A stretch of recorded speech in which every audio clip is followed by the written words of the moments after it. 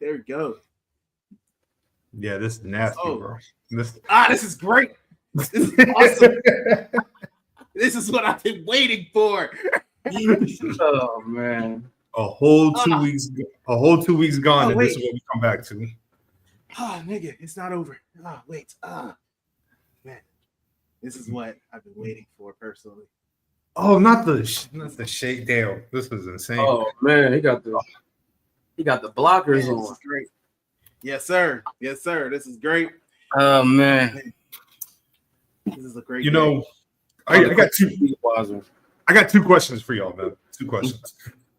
All right, brother. What's up? This shit is outrageous. I just want to let you know, Nola, when we get to your championship, this is just ridiculous. But my 2 questions. So, you know, I came back from Florida, right? Mm-hmm, mm-hmm. So, you know, me and Mrs. Underwood, we were getting ready for bed, and she was like, "We should watch something." I was like, "All right, cool." You know what I mean? We better get some sleep.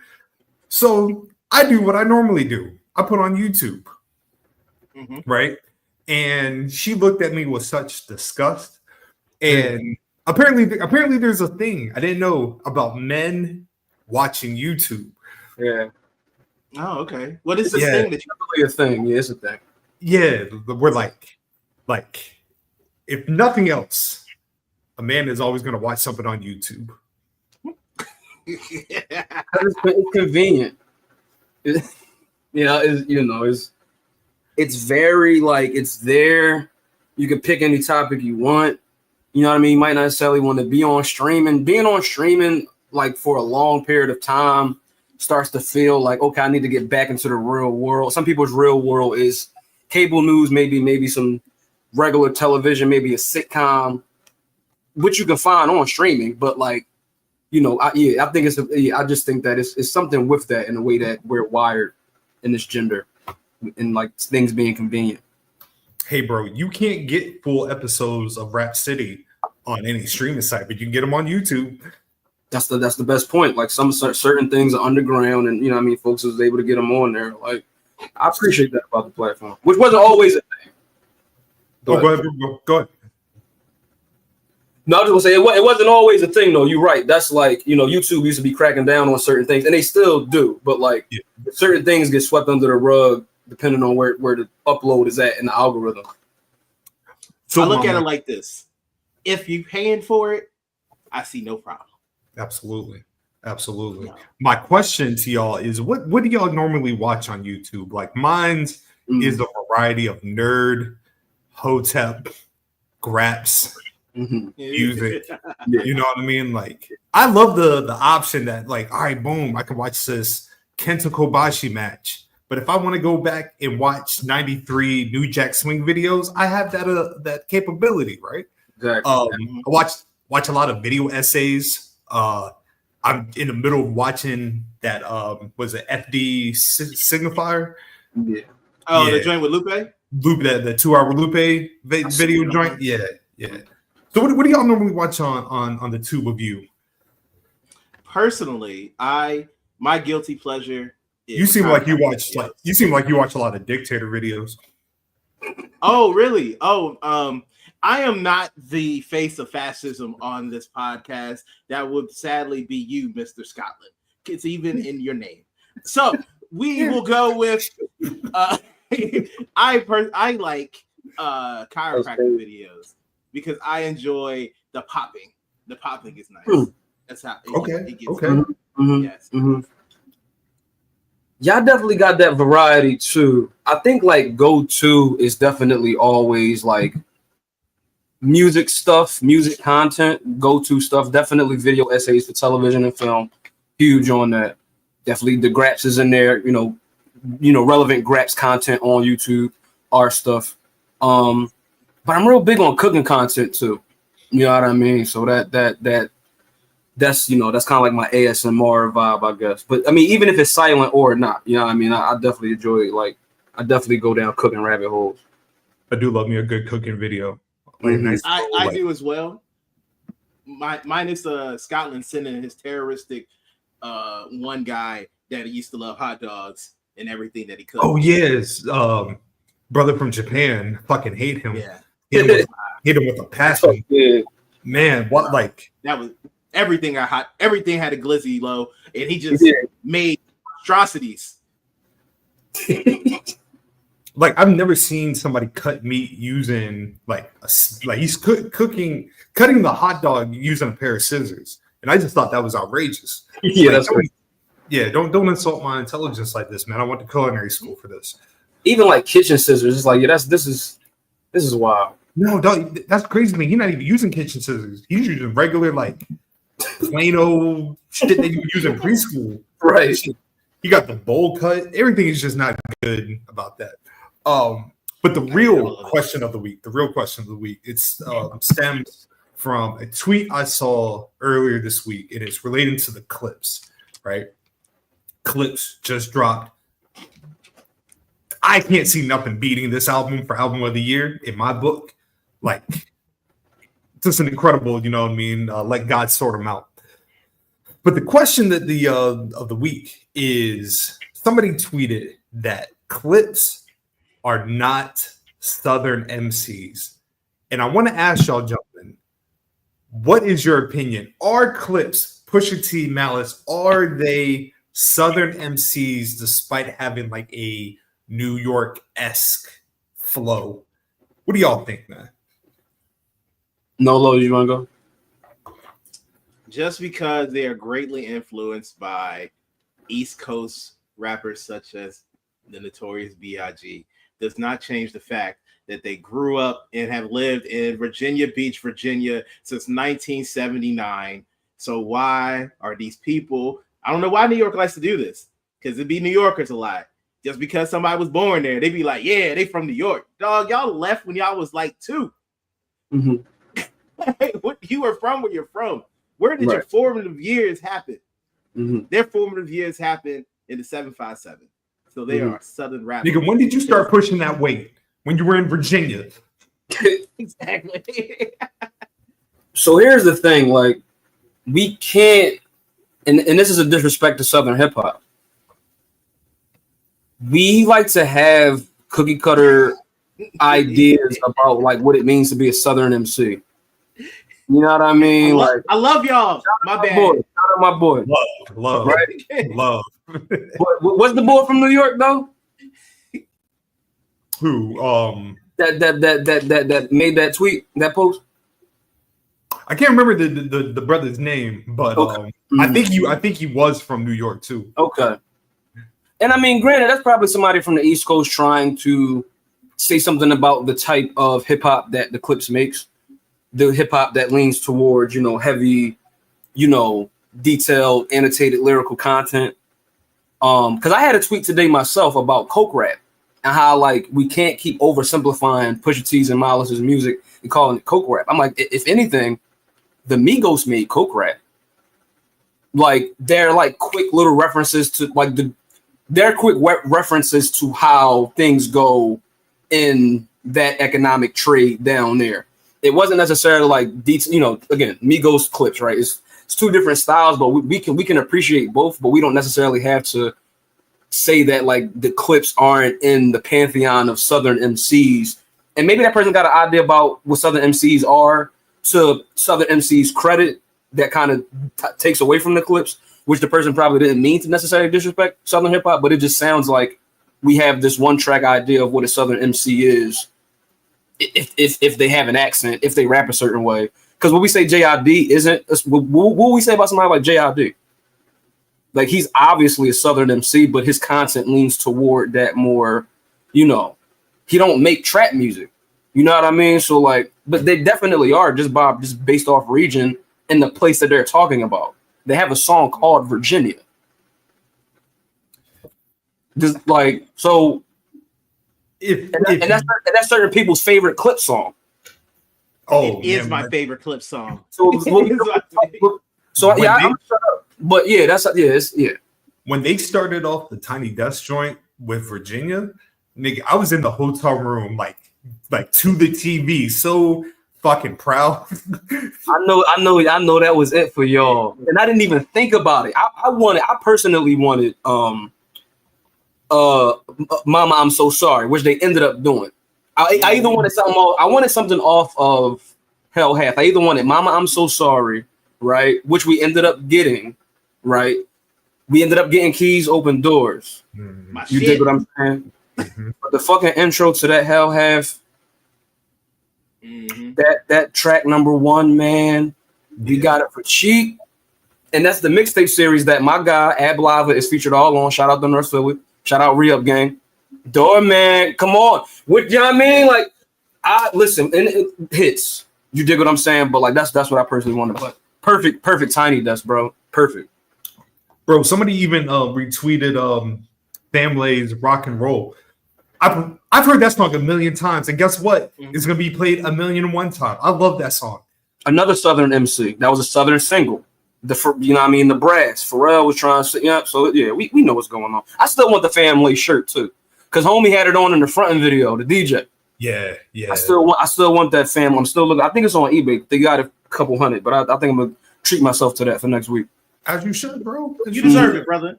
True kid. True kid. I need that. I used to pick Family on Def Jam Fight for New York. Niggas used to never pick Family. I was the only nigga in the hood picking Family. You know what I mean? For the mid type fights. Niggas want to be yeah.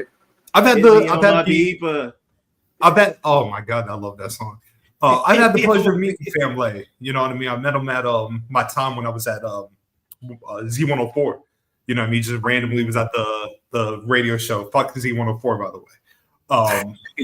It's beef. Terrible radio station. Yeah. How you feel about Shaggy? What was it? Roosters, chickens coming home to roost. Yeah, that's all I'm gonna say about that weird ass nigga. That's what I'm talking about. Yeah, we know what's going on right there. Yes. But you know what? It's been a couple weeks. Let's play the intro. Yes, sir. Hey, yo.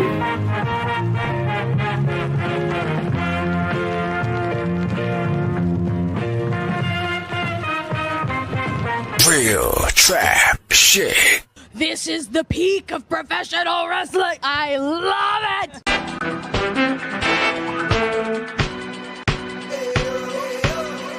Once again, you're tuned in to the BG Dub. What up? Hit the subscribe button and pour a cup. We back up soon as Scotty beams. Collar and Noble conversation served with a side of collard greens. No lows, the biggest heel in the photo. D-Mac and Chad shooting hard from the logo. And off the top rope, starting that guard from a locker room in Philly, they got low. Black guy, BG Dub, throw it up, yo. Wolfpack, throw it up, yo. Sunday night's main event, and we live with it. And this is where we hit the logo. Got some crappy shoes on. It's never ironed. The shirt is too small. The shitty scarf and the terrible ass haircut. And you think that you're better than War? Give me a break.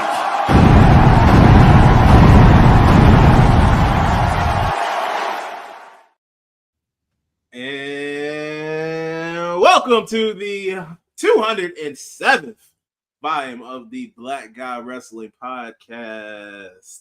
Everybody. I don't think y'all niggas really understand how much I hate Z104. Like, this shit makes me happy. I want nothing but the worst for that station. Oh damn!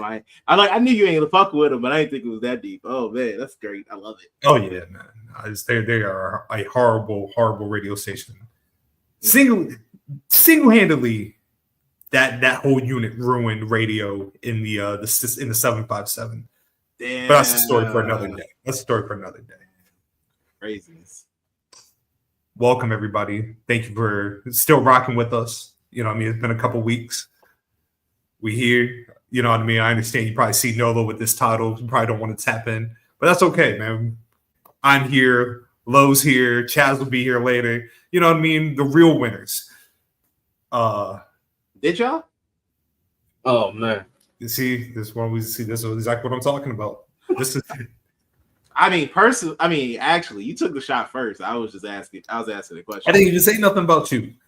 You said the real winners. It left me out. You're about to get a whole segment to yourself. What are you talking about? See, they don't know that. This is the gluttony they talking about in the Bible.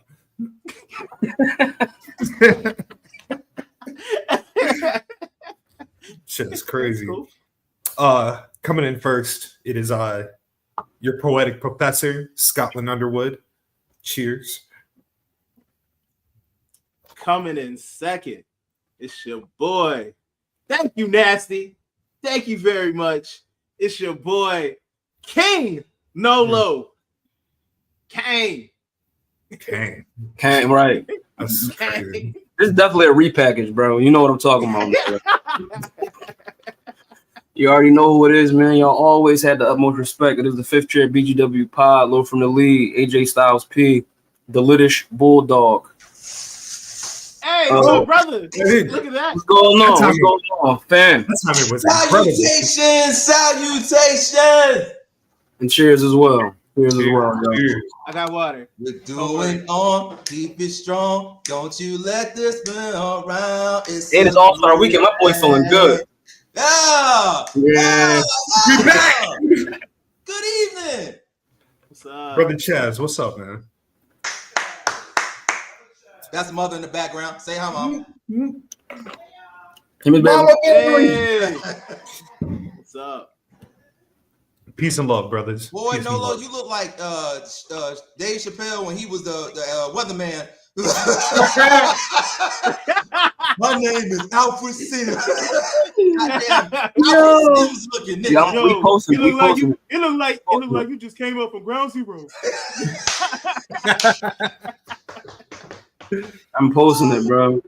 What's good, Oh, gentlemen? Brothers, how y'all doing, man? I missed y'all, man. Miss seeing y'all face, miss conversating with y'all. What's happening? I'm doing It's been I'm 2 doing weeks. amazing, brother. Doing amazing. Yeah, we good, man. We good, man. About to take another solar. About to, another solar return. About to come back from another trip around. Yes, This week. Yes, So we sir. from- Yes, sir. Oh, birthday boy. Yeah, young man. Yeah, man. Birthday boy. We love to see it. Also, right now, fellas, I'm gonna say it right now, live next week.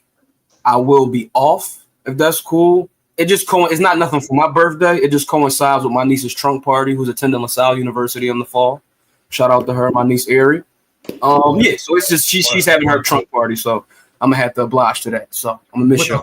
Without question. Brother. Yeah, You ain't Understood, gotta say baby. nothing, man. It's we family men here, so I thought we could divulge that on the pod. So Without question, man. Congratulations to her too. appreciate Absolutely. you. That's Yeah. beautiful, man. Mhm. We love We to got see Chaz with the most anticipated Ladies Hoop Collective tomorrow, episode 10. Mhm.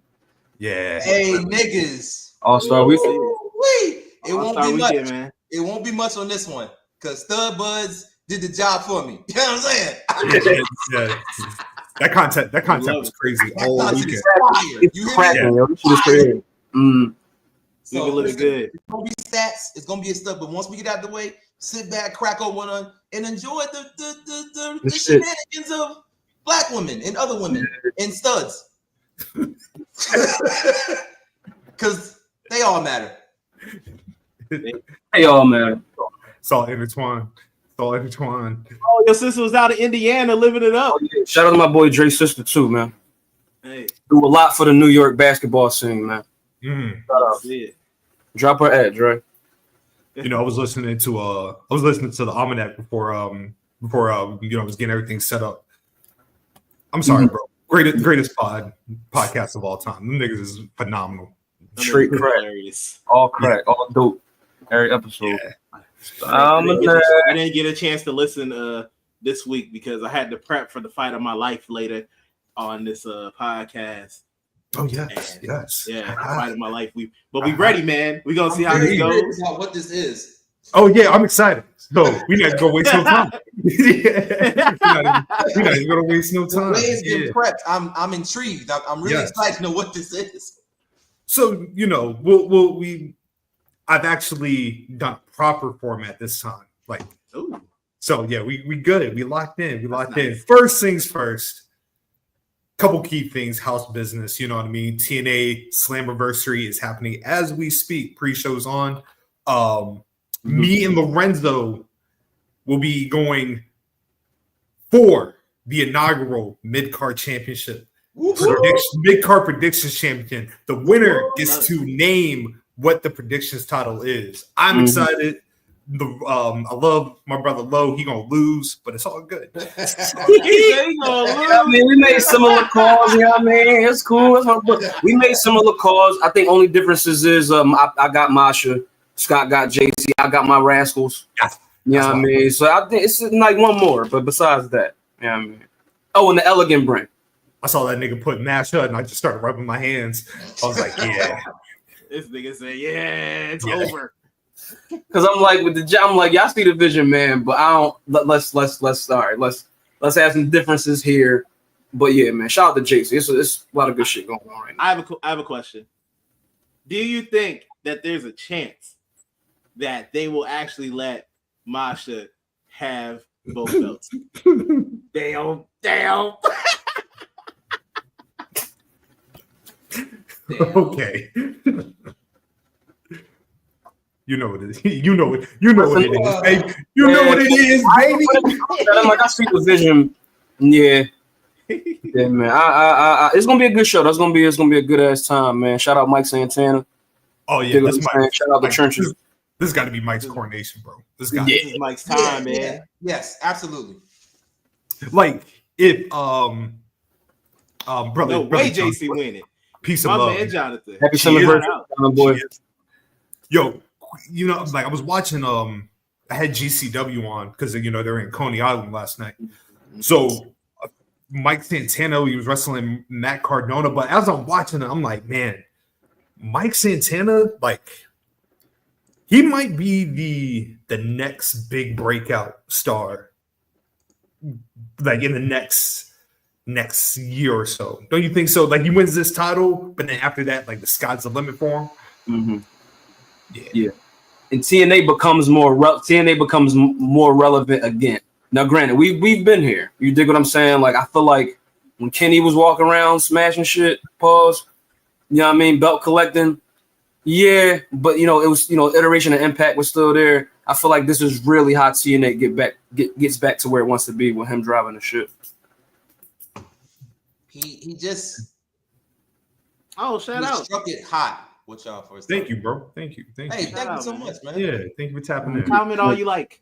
Yes. Don't be racist. Don't be reckless. Don't be stupid. Out of here. With the quickness. Out of here. But Chaz, I was going to say real quick. I know you've been following Mike Santana for a minute with the TNA run, so you've been laying the foundation on the timeline for Mike Santana in this coronation. What do you think, man? Boy,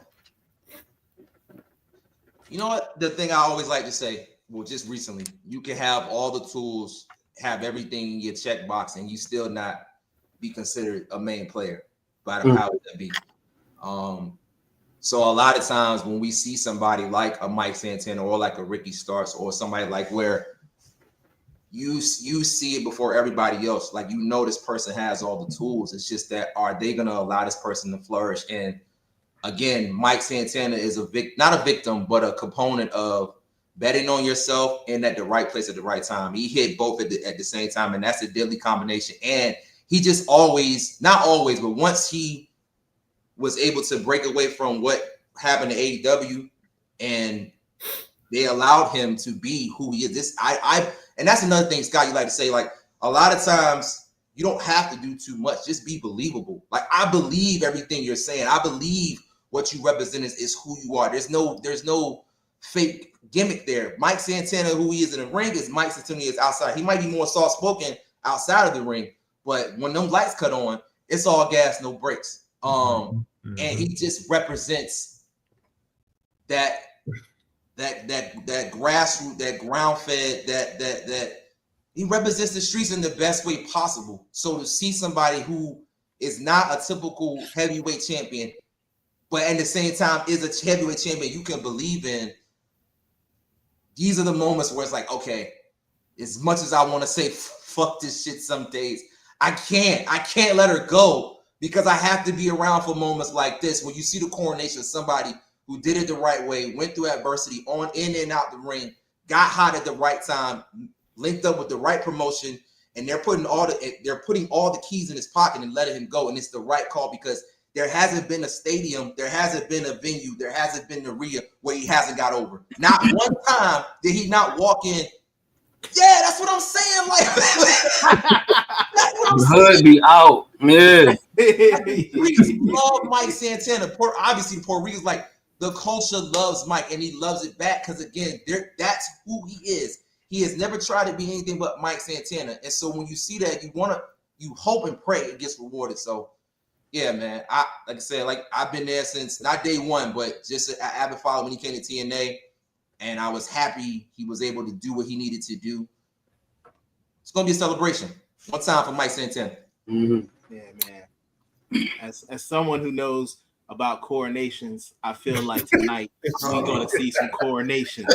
That's all. And it's gonna be the coronation of Mike Santana, of this star being born, and the rest of the world get to see a world champion be made tonight. What? This is my dad. Yeah, this is my dad. What's up, young whippersnapper? Y'all know me. Yeah, this. Shout out the Pop. I'm like, this is my dad, everybody. Yeah. Shout out Pop. It was good.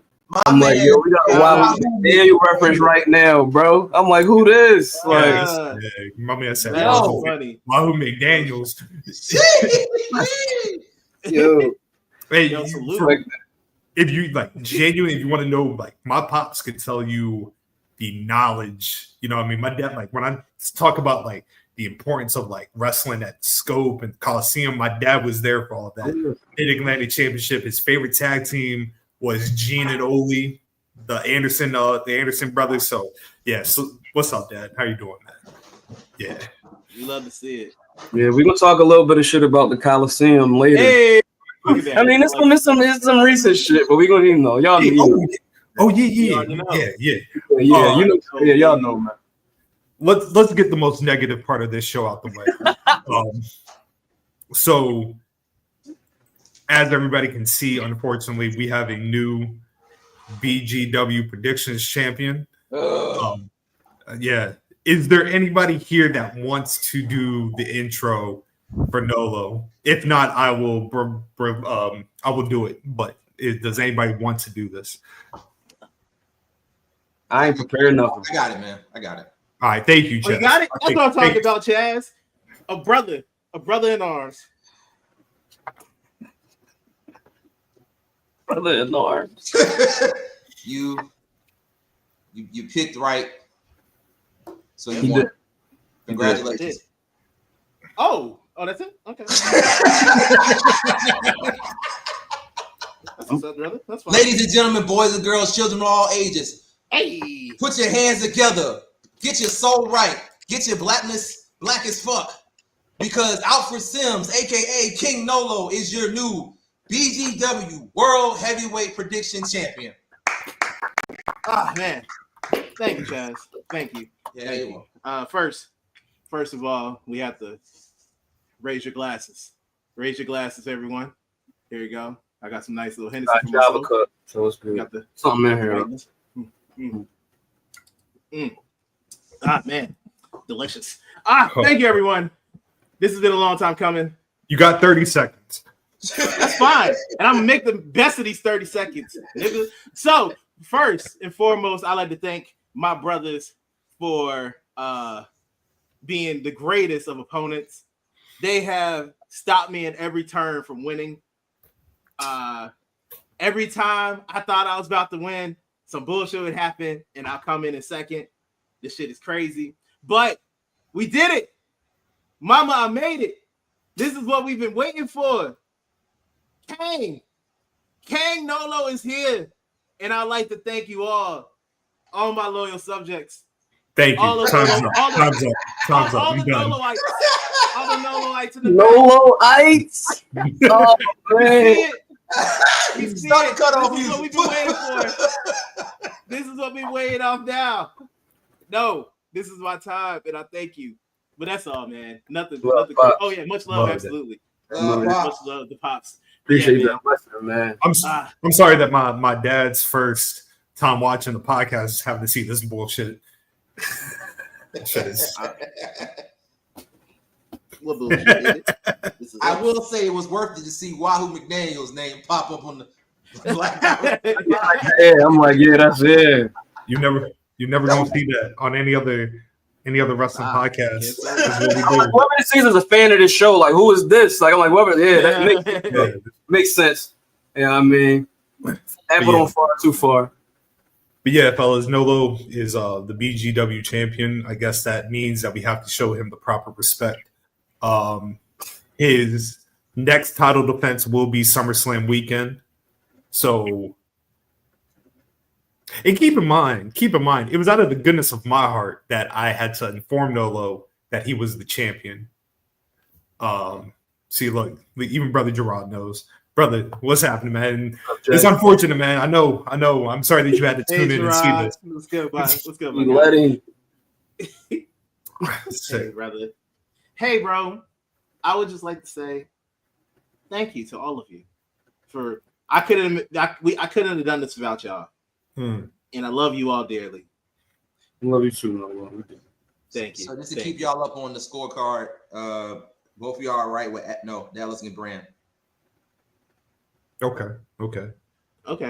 I'll take it. So, but let's jump into these topics, fellas. We got a good amount.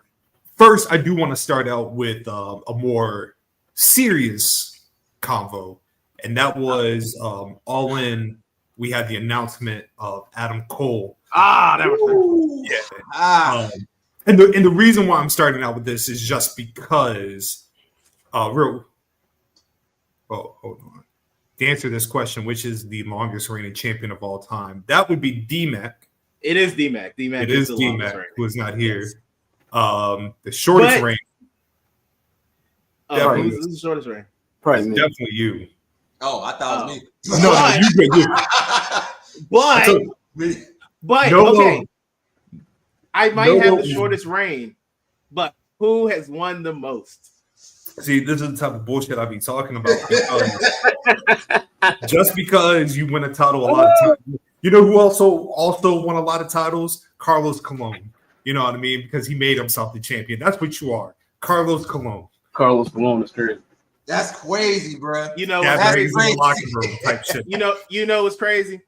That people that look like you continue to always want to bring you down. That's racist. I just want everybody to know. That is crazy. I want everybody to know that all skin folk ain't kin folk. Wow. And that at sometimes it be your own brothers, man. It be your own brothers. Man, where the conversation gone? Where are we going? I'm trying to be positive. This nigga kicking me under the. This is what we talking about. This is all good. It's all good. What do you mean by that? What do you mean by that, brother? I mean by that, Mr. Washington, that it has been, let's just say, coincidences that for whatever reason, I get ganged up on, I get bullied by certain people on this podcast that I call my brothers. Lorenzo's not one of them because he's a good brother. That's a good brother right there. I ain't got nothing but the positive things to say about him. But these other three niggas, I don't know. My nigga, you be talking cold shit to Low when it's baseball talk. Get the fuck out of here. Yeah, I mean, you know. Yeah, you, sir, you. I know he's gonna bring that one up. I know he's gonna pull the NL East card.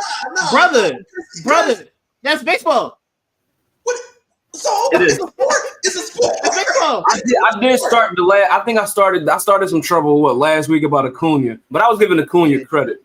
You were giving Acuna love. Yeah, you talking mad shit about the Braves behind Nolo back, but. Oh, you know what? It balances out there. All right, we good. Yeah, bro. We're out here talking crazy and shit. That's good. See, y'all finally seeing what I be seeing, what I've been seeing for a long time. Yeah. This ain't nothing new. It's all good. It's all good. But anyway, Adam Cole. Adam Cole relinquished the TNT title. Seemed abrupt. You know what I mean? We were even in the group chat. We were like, damn, another injury. You know what I mean? And then Adam Cole came out, and as soon as he came out, you could see them tears in his eyes. I was like, this is not good. This is not good. And then Adam Cole proceeds. Apparently, it was a concussion. He had wrestled 2 nights before. It looked like the spot was done off a clothesline. But apparently, it was bad enough that retirement was really on the table. Like, he had every intention to go out to retire. But yeah, I think cooler heads prevailed. But what's y'all's thought on this, man? Because like I said, like Adam Cole, I feel like we all genuinely had love for Adam Cole. Like it's Adam Cole, baby, 100% undisputed era, the Ring of Honor days. You know what I mean? Shoot, we were just talking about how great Adam Cole was, you know what I mean? Like WrestleMania, Wrestle Kingdom 11, you know, the ROH title run. But starting out with y'all, man, how do y'all feel about this news that we might be adding Adam Cole to the retirement list? Lord, no, but y'all can start first. Yeah. I mean, you know, this is very, very, very, very, you know, any word that we could synonymize with this word, I don't think is enough to even talk about it. But just very unfortunate, man. Adam Cole, you know, as we kind of came into after the aughts, like after like the early 2000s, right? And we in a very, you know, I think it's important to look back at this time in wrestling where folks like Adam Cole was emerging, where not for nothing, John Cena was he was the guy. And, you know what I mean? And, you know, the avenues that different people turned to see an alternative. So I believe Adam Cole is probably one of the most important talents from the early, like, teens. You know what I mean? Like, I think that probably that year he came in, he probably was, like, Rookie of the Year. You dig what I'm saying? Like, PWG. I mean, definitely synonymous with guys like Kevin Steen, you know, Kevin Owens, and, you know, even guys like Hangman Page, right, who doing anything right now is at the top of the world. But Adam Cole is like one of the most important talents, like from that time. I think that somebody like Adam Cole, at a time in which he enters NXT, like changes the course of that company. You know, along with Bob Fish and Kyle, and then you know, Roddy joins eventually at the pay-per-view. But it's just unfortunate, right? This is one of my favorite talents, you know, in the world. You know, a statesman.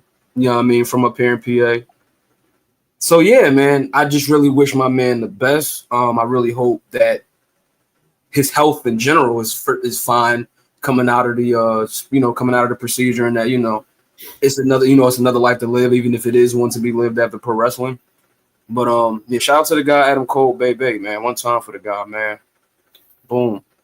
Yeah, it'll be a tough time not seeing him after not seeing him, right? So yeah, man. Yeah, man. Shout out to Adam Cole. It's sad because he was just starting to ramp back up. Like he was cooking after he recovered from his injury that had him out for a really long time. And it's unfortunate that another concussion is keeping him out and threatening his career. But first and foremost, I want my man to be healthy. So if he got to hang it up, the man had a hell of a career, man. He can rest on his laurels and say that his legacy is intact, and he has something he can. A lot of people when they retire don't know what their next move is. My man got the perfect move. My man be killing on the streaming. Has an excellent second life. Yes, my man be out here doing his thing, and I'm happy for him. And I want him to continue to do that and be healthy. So if you got to hang it up, you'll be sadly missed. But I'll always be happy to see you streaming and playing video games, my man. And yeah, it's something. This is the way this goes. He was the cool man. He was. Chaz, man, talk to me. Yo, crying. You were the chosen one. Great piece, man.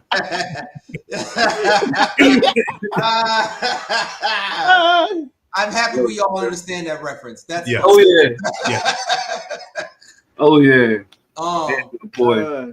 Yes, it's boy, what a hell of a career from Adam Cole. It's crazy because the successes really do kind of balance out the failures. Because if you think about it, hell of a ROH run. Y'all was in the trenches for that. You know what I'm saying? Then makes it to NXT. Hell of an NXT run. Undisputed Era. Him and the Three Boys was one of the faces of that black and gold regime.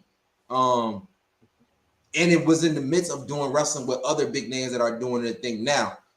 So when you think about like the sadness of possibly retiring, it's almost like, well, damn, I would be sad, but shit, you got a lot of fucking bullet points on your resume, my boy. Like a lot of niggas can't really hold a candle to you, the shit you've done, like the Undisputed Era, ROH era. And then again, you can say whatever you want about it, but he did main event AEW, the first All In at Wembley. You know what I'm saying? Again, you can't ever take that away from him. So, and then you think about the streaming. That probably came out of left field, but he's done numbers with it. And now has a solid group of friends that are all still doing their thing in wrestling that he can rely on if it's time to fall back. So, you know, yeah. I selfishly don't want to see him in like this, especially like you said, Nolo, we were concerned because he was like, yo, this ain't the same Adam Cole that was supposed to be the guy. Like, who the fuck is this?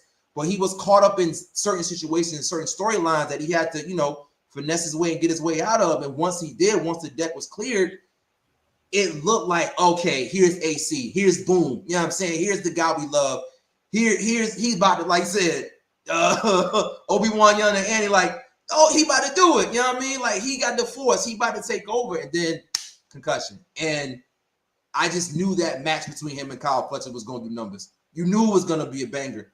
Because both understood, not that they had a lot to prove in the sense they did have a lot to prove with that match for each other. So it's just an unfortunate blow because he is not just a great wrestler, but it seems like he's a great human being. It seems like he's very beloved amongst everybody. I've never seen anybody say anything negative about Adam Cole. I mean, even the whole breakup, it seemed very amicable. Nothing was crazy outside of rumors and shit, but nothing was crazy. So you just wish for guys like that to have a long and illustrious career and receive every flower they deserve. But you know, ultimately, you have to think about life outside of wrestling, and you have to remind yourself that you're still a young man that still has a lot of things at your plate that still can carry that name throughout other avenues of business that you want to go through, especially streaming. So, you know, I hope he continues to sit with his team, sit with his loved ones, and figure out the next move. I hope and pray this isn't it, but it is.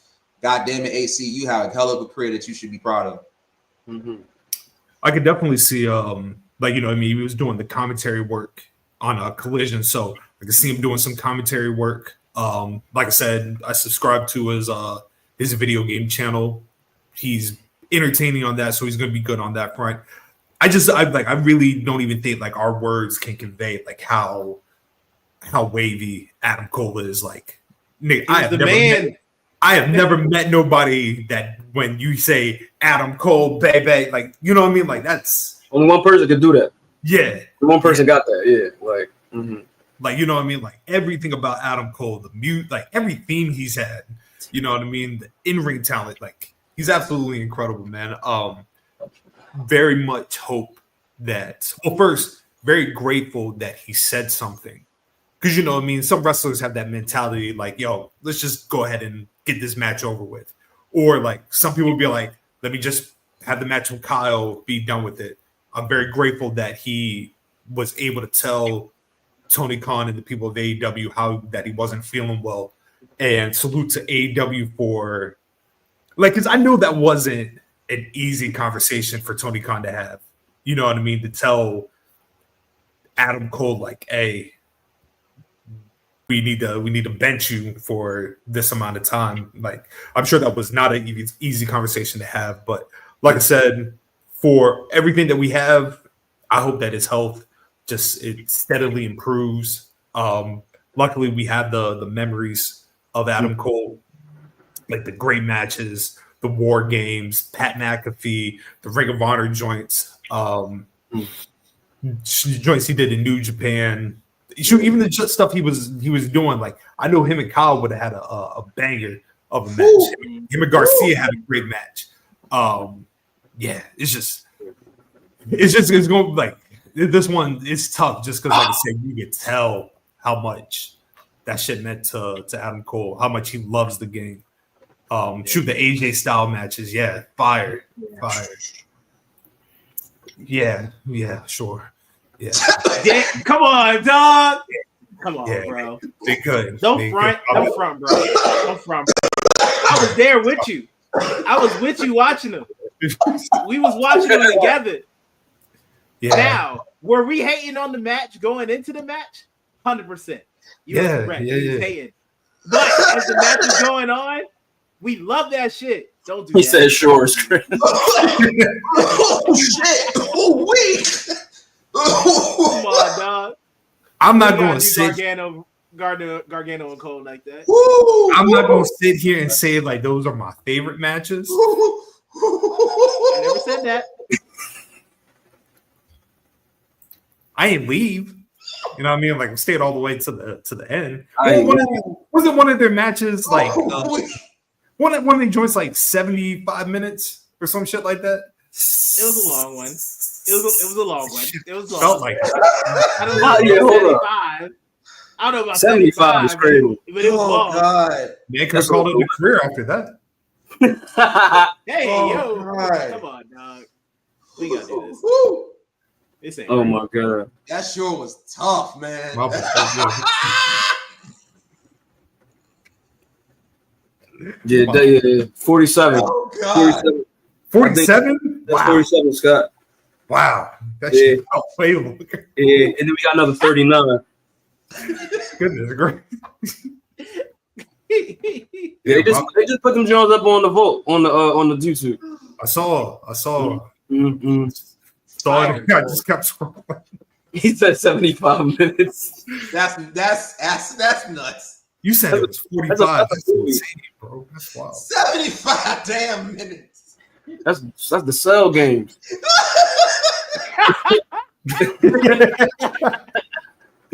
Yeah, no, that was. Oh man, you know Dragon Ball Z episode is only half an hour. Yeah, Y'all, that was a fucking y'all good good. missile, boy. Yeah. God damn. 20 minutes of charging up. You know it was good. Yeah, it was that. You know, somebody shout out to the person on YouTube who he just said fuck all the rest of the noise. He just put the whole first Goku Frieza joint. Mm. You know what I mean? It was like 1 hour long and it was perfect. Yeah, Like if you just want to watch the battle, that's it. right. That's hard. I might need to slide on that. Yeah, what was that? Right. Like, WrestleMania 3 12. weeks? What was that? 3 weeks of watching Toonami waiting for that battle? Yeah, at least It felt like a month, but yeah, like 3 weeks. Yeah. and nigga, it was worth it. Yes, Oh no, it was. It It was. worth it. Not for nothing, Brett faced when he found out that the match was being restarted. Yo. Classic. Dre just gave it, but I had to bring it up because that's all I think is like that's yeah. I mean, like he was out. He made a good look. It was a great point. He had every right to react that way. Yeah. How the fuck you gonna tell me after the match that you making up rules? You know what I mean? At no point in the build-up they were like, if the match goes 60 minutes, then we go to a sudden death. That nigga, see, this is why I hate Gorilla Monsoon, right? Yeah. And he supposed to be the one in Brett corner. Yeah. Come on, bro. No, Come on. I would have walked out too. This was all world building. They, on Almanac this week, they recently talking about, like Dre specifically was someone like Brett wasn't really, Brett wasn't no like white hat wearing, like he was a dog, like he was really one of them. But these are the things that really made like the origin stories of Brett and why, he is how he is. Especially by the time we get to 97, it's a wrap. Oh, full switch. Full Yeah, switch. so Long-term booking. Yeah. Brett was right. Always. No matter what. It's wrong and right is right. In fact, you know what? Speaking of Brett, this is a good segue. Yes. Goldberg Yes. retired. Let's on go. Saturday night's main event. Now, I got nothing on this segment because we have a brand new segment we are introducing here on Black Guy Wrestling Podcast. And that segment, gentlemen, This is it? This is it. This is it. Oh, yes. This is it. The new segment on Black Guy Wrestling Podcast is now Nolo Green, defense attorney. As you remember previously, I had asked Nolo to come up with 5 matches for Britt Baker to come on the WWE, and it got such a positive review. I was like, nigga, let's go ahead and make this a weekly segment. So, this week, Goldberg, he had his retirement match with Gunther. You know what I mean? Gets cut off the post match. Dun dun dun dun dun dun dun dun dun dun. Yeah, but Goldberg, he has the retirement match. His speech gets cut off because NBC is like, y'all not going over at any point. We're good. No, thank you. We're all right. Yeah, we're good. So then Goldberg goes on Ariel Helwani, and he's talking about he wasn't necessarily happy with the way the retirement was done. Like, he felt that it should have been on a PLE. He didn't feel like he was cut off deliberately, but he was like, they wouldn't have done that to the Undertaker. Whatever. Nolo, your job is to defend Goldberg having a way better retirement. The floor is yours, sir. So this is what. So I'm gonna amend one thing, because I was told that I had to say that Goldberg deserved a retirement like John Cena. So that is what I'm gonna do. This is why Goldberg deserves this. First of all, we are talking about a man who started his career 173-0. A man that sent that racist Terry Bollea to the gulag to win his first world championship. He is a damn, not boo. Hold on, wait a minute. Wait a second. I know, he didn't let me get through this shit, man. All right, so 5-time world champion. Now, I know.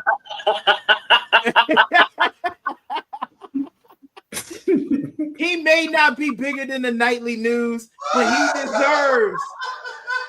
he deserves his time in the sun. Look at drain his bag. This is what we're gonna do right now. This is the fight of my life, because I don't believe anything that I'm about to say. But we're gonna take a sip of this hand and we're gonna go. We're gonna All go. right. We're gonna go first. As a defense attorney, I'm supposed to defend this client, but I'm not going to defend him. I'm going to attack the person that we're comparing him to. So we are gonna attack Jonathan Felix Cena. All right. So this is what we're gonna do. Wow. All right. Oh, okay. Now, we killed Bill Goldberg for ending the career. Well, so, yeah. You know what? I'm happy he got the reference. He got it. That's what I was going for. I was as the segment was starting, I'm like, Nolo got a sold out shirt on.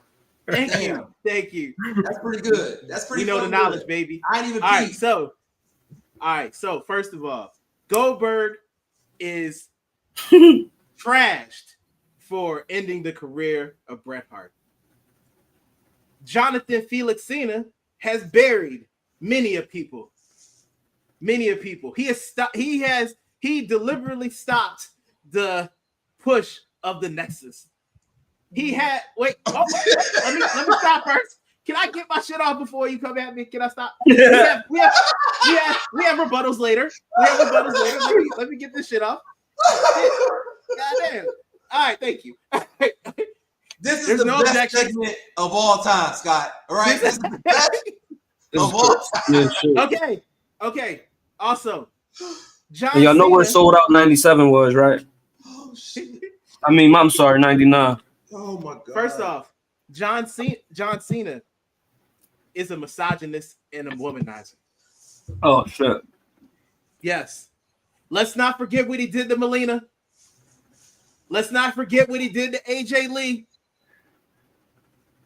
He used hella bullying tactics to get his United States Championship match with Rusev. He literally choked the man out until he was able to get his rematch. And then he buried him too. Now, everyone looks at John Cena, maybe not over these last few months. Hey. Not over these last few months. John Cena has shown who he really is. But over a 20-plus year career, we saw John Cena try to portray himself as the king of morality. I would just like to say that if that man can have an awesome retirement, why can't Bill Goldberg? Why can't Bill Goldberg have this retirement? Why did his build for retirement only have to be 3 weeks? Why did oh, y'all got all these talking. That's cool, man. I got you. Hey, and my closing argument is that's all. Why can't Goldberg have such a chance? Now, all of you can say whatever the hell you want to say now. Hey, you know what? No, I'm gonna give you a praise. That was good. That was good. That was good. No, I'm gonna give you some fucking praise. You did. That's good litigating. That was good litigating. He slipped, so we came out of left field, but it was good litigating. You made my man look better than the last 20 years ever. So you know what? Kudos to you. Thank you. I would just like to say, when Scotland gave me this task on, I believe, Friday, and I looked at the text message, I was ready to quit. I knew I was going to have to say some bullshit to get this off, and I did. Thank you. Now, go ahead. Nigga, you just compared fucking Alex Riley to Bret Hart, and I just want to say, nigga, I might personally kick you off the podcast.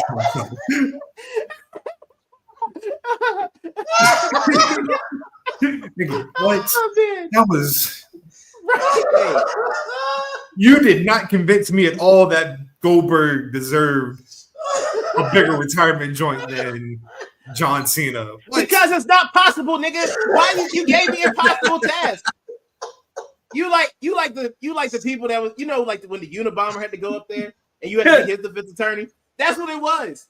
They was like, go out here and defend this nigga that actually did it. Did it. I'm sorry. I'm not the dream team. It's me by myself. Oh my god. It's me by myself. I don't have Johnny Cochran. I don't got Rob Kardashian or whatever the hell that nigga name was. I don't got the other dream team. I don't have the other dream team of niggas that they had to defend OJ. It's just me by myself. It's just me. Over. Yes. Say day one-ish. Yeet. That's crazy. But yes. Hey, that's top 5. This is top 5 out there. That was pretty fucking good. That was pretty good. Shout out to the Peanut Gallery for chiming in. Okay, first of all. That's low. That's a low. First of all. Damn. Nolo, defense attorney. Nolo, King Nolo, aka Champion Supreme, aka King of the Noloites. 2 totally different people, baby. 2 totally. You see, I took the crown off. I took my sunglasses off. That's his El Grande. I put my real shits on. That's his El Grande. Exactly. 2 different totally people. El Grande no Locondo. And you know what? You know what's funny about the Goldberg shit? I genuinely don't know what else he wants. Like, you got to wrestle in front of your home. Couldn't have done it without you. Yeah. Your kids was there. Nobody give a fuck about your son, but he was there. Yo, did you see? You hear him? He was like, this is the first time I lost in Atlanta. And I was like, nigga, you should have lost more times in Atlanta. Wow. Come on. Stop it. It is. Thank you. Yeah. I love that show. That is Flintstones episode is top 5 episodes of television ever. You know when he said like they wouldn't have done this to the Undertaker, NBC absolutely would have cut off the Undertaker. They would have. They definitely would have. But here's why I am in Goldberg, and this is my own. This is kind of like my reply to the defense, but just Goldberg in general. Sir, you were a part of a company called World Championship Wrestling in the years of 1997 through 2000. Mm-hmm. There was an event that took place over the course of those years. Other things took place afterwards, called the Monday Night Wars. You know, these corporate people, man. Triple H is these people don't forget nothing. This is pro wrestling. You know what I mean? And not to say that that's on the table and that's being discussed while they talking about your retirement, but brother, the Undertaker. And the only reason I'm bringing that up is because bringing up the Undertaker name right here is kind of out of school, because the Undertaker worked for a company called the World Wrestling Federation from you know what I mean, from what, 89, 90? All up until now, right? And also, the Undertaker is probably the Undertaker is like Snoop Dogg of wrestling. Everybody knows who that is, even if they don't watch wrestling. Nigga, you ain't Kobe, right? Nigga. You ain't Kobe like that. Sit your ass down. Yeah, I mean, you got your fucking send off. So when Dre say bigger than the nightly news, like you ain't Kobe, baby. Name some of the most iconic people in the 90s, like Michael Jordan. Like this aside from wrestling, this in general, Oprah.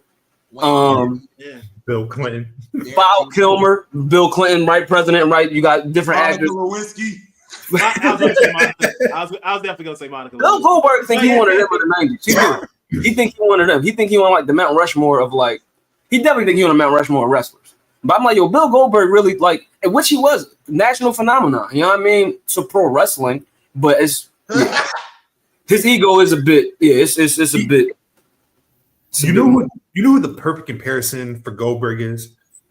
The Road Warriors, right? Now let me explain. Apparently, the Road Warriors were a big deal, right? Apparently, like there's that thing called the Road Warriors pop. That don't mean shit to me. I think I do not like. You can't say the Road Warriors are one of the greatest tag teams to me because I'm gonna laugh in your face. You know when I first saw the Road Warriors, niggas was getting beat up by Triple H and Shawn Michaels. nigga was jumping off the Titan truck. Yeah, it should be like this. Nigga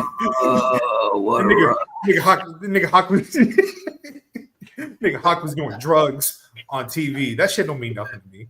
Yeah. Road Warriors pop. Yeah, nigga. What? Niggas was getting the Road Warriors pop in a warehouse. Like, come on, man, don't insult my intelligence. Right? But then you got Goldberg, right? Same thing.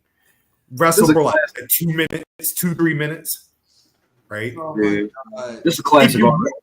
If you went there, already low, already. Well, I'm listening, Scott. My bad. No, you just got cocaine. This is the top 5 in hindsight. But that's the thing. Like, if you weren't there for Goldberg in '98, nigga, does Goldberg really mean something to you? Like, you had to be there to appreciate Goldberg at the time, right? Because to somebody, their remembrance of Goldberg is Goldust putting a wig on him. Yeah, you're right. Hey, bro. There was a point. We did that segment. So I had another bullet point, but I couldn't bring myself to say it because it was probably one of the happiest moments I had in my childhoods, and it's when he lost to Kevin Nash. When Scott Hall brought out that cattle prod, I cheered. Others was sad, not me. I ain't never been so happy to see Scott Hall on my television screen. See, this one to see. Yeah, I last saw Goldberg in person in 03, July, South Philadelphia Nights. And that was like that was the last time I saw Goldberg. And I mean, granted, it was like, and you know, this is me seeing Goldberg like, you know, for the first time after the wars and all of that, like niggas, you know, a little older. And Yeah, it was a moment, but like that moment, like I don't carry that moment like with me, like to my adulthood necessarily. Like that was the shit for me that night. I mean, granted, I think the dark match that night was like a fucking 6-man tag, nigga, and fucking Cena, Hogan, and I think Michaels was all on the same side. You know what I mean? Like I remember that more than like Goldberg's appearance that night, and that was a televised show. That was a dark match before we left. You know what I mean? So it's like his impact overall is really for that moment. It was exciting to go see Goldberg in 03, right? But like, why was we doing segments like that with Goldust? What are we trying to do to Goldberg here? I have disliked Bill Goldberg since December 30th, 1999, when he recklessly kicked my goat in the head and caused my goat to retire. Do you think you upset about a retirement? Nigga, Bret Hart didn't even get a retirement. Get out of here, man. Fuck out of here. Right. It's the GOAT. So, yeah, man. Yeah. I was thinking of how like deep into the character I wanted to get, because I was gonna be like, in all honesty, he should have ducked. But I was like, I couldn't do it. I couldn't do it. Should have ducked is crazy. That's insane, bro. I couldn't bring myself to say it. No, that's wild. That's wild. You should have ducked. Nigga said Lil Durk and Pooh Shiesty should have ducked. So the only thing I'm gonna give Goldberg, like I don't think this is Nolo. You out of pocket. Yeah, that was wild. This is your champion. It's crazy. This is your champion. You should have done. That's crazy. That's crazy. I didn't say it though. I said I thought about it, but just for character wise. I couldn't bring myself to say it. Yeah. I'm gonna say something that I know in the back, like I've known for a long time, but like it just doesn't get talked about. I'm actually going to give Goldberg some grace when it comes to that particular moment. Yeah, I still hate him because the kick acerbated it.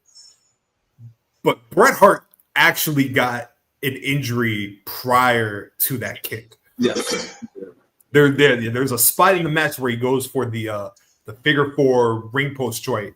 And as he does it, his head smacks the outside, right? Did they do like a documentary on that? Yeah, something like that. Yeah. I thought So I'm positive that's where the concussion started, and the kick just took it to a whole different level. Yeah. Yeah. It was But fuck Goldberg. Always. Always there forever, Right. baby. I'm about to mean that. To the end of time. To the end of time. How was your part? Hey, listen, Rumble? that was fun. That was a fun segment. That was a really good fucking segment. Bro, at least he got a speaking part and Ready to Rumble. My man Booker T ain't say shit. Racism, dog. It was racism. Billy Kidman, nobody. Nigga, Goldberg. He got a spot with Oliver Platt. Nigga. Jimmy King. He's the best wrestler. Jimmy King. He's the best. He's the best wrestler. Better than all the wrestlers. Come on, son. Anybody that watches The Bear, Jimmy Cicero was Jimmy King. That's in the show The Bear. Well, his name is Kalawowski. He's really a Polish guy. Yeah. But yeah, the guy that plays the money guy in The Bear, that's your Jimmy King, folks. Enjoy. Tasha Steele. Tasha Steele, thank you. Mm-hmm. Wale Mania, boy. That's all I gotta say. Philly. Yes, sir. Go back, go do the knowledge. It was a good night. Go back and watch that Mustafa Ali and Cedric match. It was a great night. Speaking of Black Queens, let's talk about it. We have a new world champion on the block. Let's talk about it. Flawless. Niggas did not proceed with caution, and look what happened. We got a black woman as the world champion. Naomi cashed in her money in the bank at Evolution. Come on, son. Stood up. Come on. It was a great time, man. I just want to say this with much respect and love. Hey, Seth Rollins, thank you so much. I want to say thank you from the bottom of my heart for the heist of the year that you did. That was amazement. That was a beautiful moment. We'll go back to that too. Yeah. But you're gonna have to step aside, my brother, because that shit was fucking phenomenal. Yeah. World heavyweight. Look, I'm not even calling her women's world champion. She's the world champion in my book. Yes, sir. Yeah. And it's so dope because like this is not even her title scene, right? And we kind of and it's also kind of, and this is dope for Jade because Jade is now in the picture over. So, but I think this is real dope because it's not even Naomi's title scene. I mean, and, you know, that's her brand, but she's been there, done that, and I just thought that this was a dope precedent to set for Naomi. Scott, I know we're about to get hyped, but you said you wanted to talk about the triple threat. Oh yeah. Okay. So first, so happy for Naomi. So Yes. happy. I'm like, yeah, she absolutely deserves this. And you know, we're now going into SummerSlam. It'll be her, Io Sky, Rhea Ripley. And you know, I mean, the initial part of that tweet that I did under yours, Chaz, was a conversation about Rhea Ripley, right? And I love Rhea Ripley. I think Rhea Ripley is definitely one of the top stars. Right. But is there a conversation to be had about, like, this is what, Rhea Ripley's 5th, 6th championship match this year? She's got a couple. She's got a couple, right? She's got a couple. Yeah. And you know what I mean? Like, I do not see Naomi losing at SummerSlam. Me neither. I absolutely see them. I see the match being absolutely tremendous. It's going to be absolutely phenomenal. If I'm WWE, I'm absolutely having Naomi pin Rhea Ripley. Talk about it. Let's talk about it. You want Naomi to solidify this title run? And Io Sky is a perfect person, but they can always run that back. Naomi has to pin Rhea. It has to be Rhea Ripley, right? If Rhea Ripley is positioned as the top woman in the game, title or no title, it means so much more for Naomi to pin Rhea Ripley and then Rhea Ripley kind of go into the Intercontinental title scene or go to SmackDown, right? With no comeuppance against Naomi. She can't do it. Right? I want this run for Naomi to be fulfilled. I want it to be like you mean there's so many people on Raw that she can work with that's going to elevate the title run. Io, Bailey, Naomi and Lyra. I'm about to say Lyra. Yeah, Naomi in a face Becky, right? I just feel we need a break from Rhea Ripley challenging the title. Unless she's going to SmackDown or she's going to elevate the Intercontinental or Women's US title.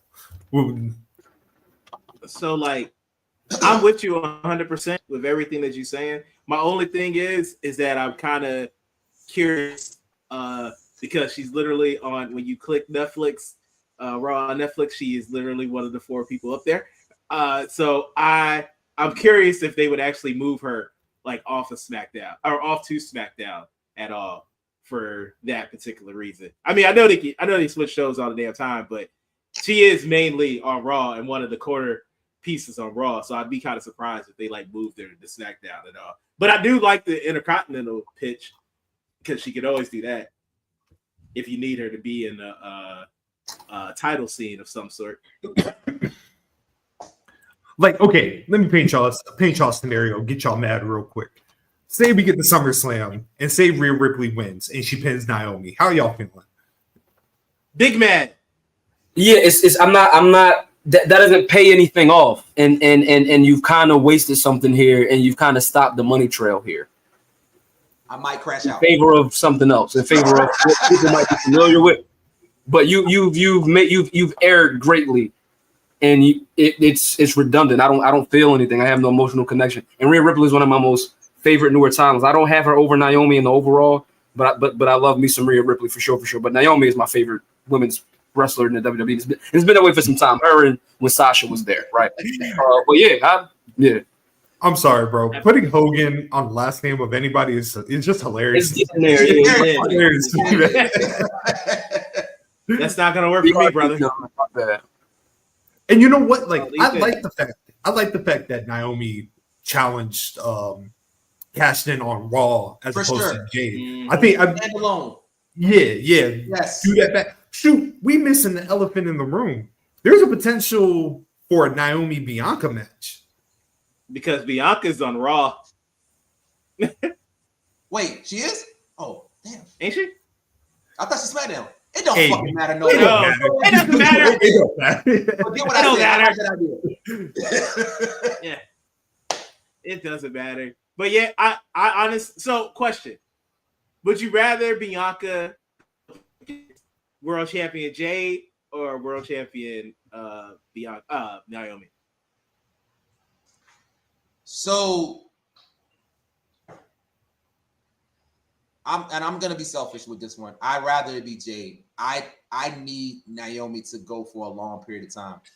Not to say that, and this is not to say if they do it and Bianca wins, I'm gonna be upset. Of course not. What I'm saying is that, like Scott just said, this needs to be a standalone Naomi thing. If you're gonna have her challenged by Bianca, it's almost inevitable that it's gonna happen. Versus with Jade, okay, they can figure out that storyline because we can always get back to Naomi and Bianca whenever we need to.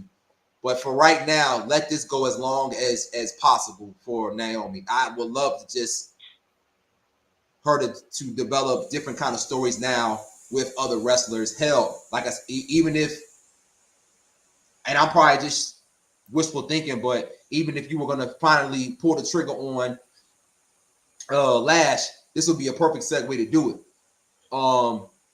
There's just so many other stories that Naomi can tell with other women wrestlers, and she can have her own kind of run without having to be within the big three. Because the big three storyline is never going to go away.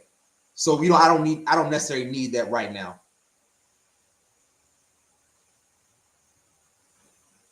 Oh, that's all I got. Oh no, you good, baby. How would you bring Lash up, by the way?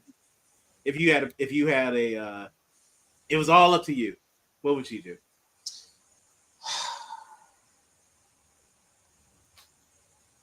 It's tricky, man, because it can't be on no bullshit. Because again, so here's the thing. I'm glad you asked me. And I'm glad I have this time. There's nothing Lash can do anymore, right? To tell us that she's ready. Nothing.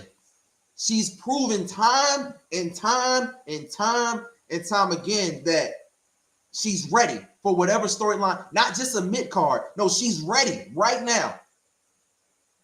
She's held her own against Bianca and Naomi. She's been the final two in the last tournament at Evolution. And wasn't she in the last four in a Royal Rumble or the last six? She was in the end. She was at the tail end. Yeah, I know she's toward the end. Yeah, right. So if you were going to bring her up, I would bring up in the. It has to be impactful. It can't be on the bullshit, and it doesn't need to be on some.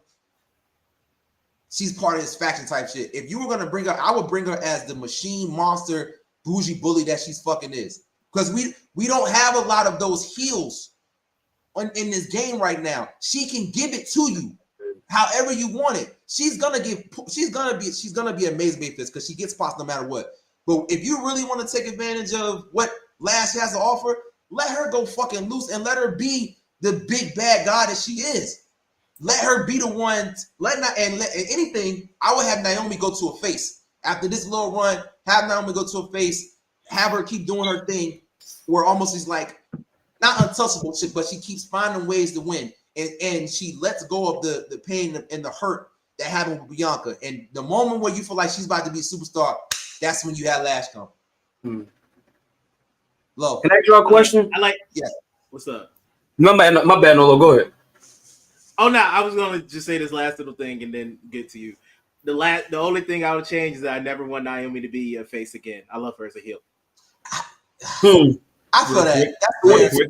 Think about it. Yeah, that's fair. I get it. Y'all want to think about it right now. I don't care. Yeah. I don't know about y'all. I'm not going Naomi regardless. Oh no. I mean, I'm not. I'm not. Yeah. She's still a babyface to me. Oh yeah. Anyway. I root for heels, baby. I don't care. Yeah. But I fuck with that. I fuck with that. Let's get that merch up too at all the events in the superstores. But this is the thing. There was a quote this week. Just quick news flash. I think it's kind of important to highlight. Kevin Nash, right, mentioned Raquel doesn't work that big. That her hoss work still needs a lot of work. Y'all see where I'm going with this? Yeah. Raquel Rodriguez is a tag team champion, right? Yeah. How long she been on the main roster? NXT darling. How long she been on the roster? Raquel? Yes. For a minute. It's like 3 years. Couple years? Three. And she would be longer than that of someone like Lash. However, Lash worked bigger than Raquel, don't you? Yes. No, Lash is a super. Like she does the power moves. She does it all. That's how you know she ready. Yeah. Ask that question because I'm like, okay, who is your big on the main roster that we probably would? And I don't want to take nothing away from my girl Kel. You know what I mean? But and I even like what Kel had to say back to the Kev quote. That was amazing. I thought that was a breath of fresh air in wrestling. I'm like, she said that if Kevin Nash is going to say that I'm not working big, then I'm not working big. Nigga, this is Kevin Nash. I will take what he's saying. One thing I'll say is that she's been doing a lot better. She's been cooking. Yeah, Raquel's been cooking this since that quote, she's been cooking. Yes. Yeah, I mean, so it's just like, yeah, but the thing about Lash, it's like, yo, Lash got it all, bro. You know what I mean? Like, I will say this. Said that, but that's interesting. You about to see a huge gap, and I don't mean this with I genuinely don't mean this with no disrespect, but you about to see a huge gap in this feud between Lash and Jada Parker, right? Okay. I think Jada Parker's good. I think Jada Parker has the potential to be a lot better as the months and the years go on. But like Lash is main roster ready. You know what I mean? Like everything you want in a powerhouse, Lash does it, right? Even in like the promo segment from NXT the other night, like Jada came in, I was just like, I believe Lash more than I do Jada, right?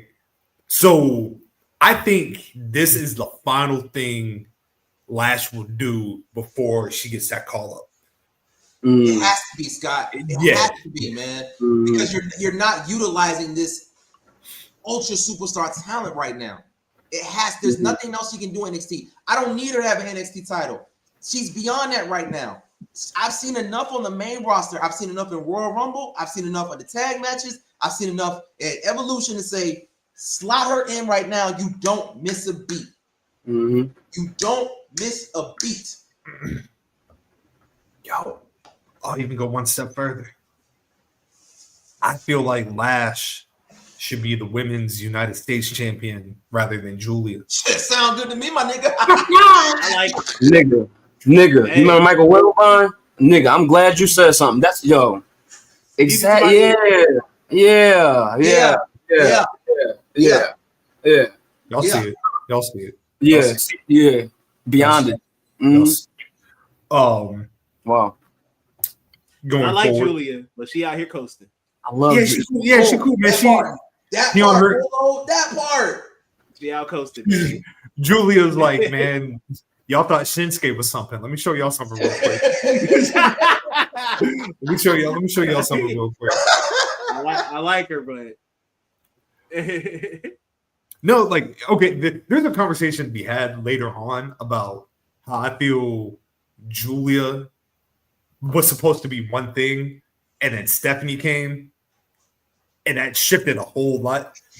Like I was gonna say, my bad. Go ahead, bro. No. I was gonna say is like I genuinely think like the way that Stephanie is, I thought they probably thought Julia was gonna be that.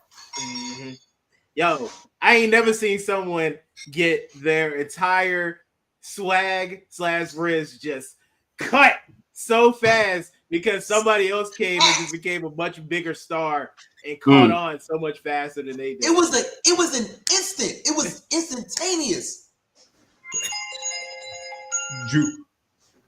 Julia did an interview where she was like, if she's not on any of the 2 nights of SummerSlam, she's gonna feel like she did something wrong. And I just looked, I was like,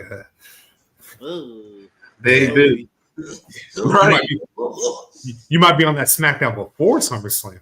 Yeah, Friday. Yeah.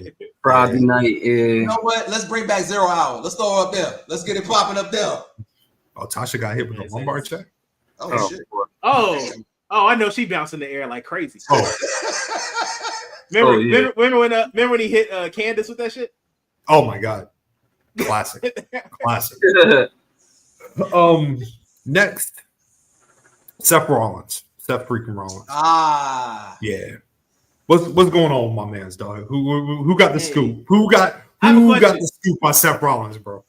That nigga playing us, dog. One day you think so? That nigga is playing us. You think so? Wow. Let's be honest. Is it the injury legit? Do I think he hurt himself? Right. Yes. Okay. Do I think he is severely hurt? No. Like I think he'd be fine. It can like work if he really wanted to. So this is a part of but a I think story. He definitely gonna play it up. I think he's all part of it. Somebody brought this up. They made a great point.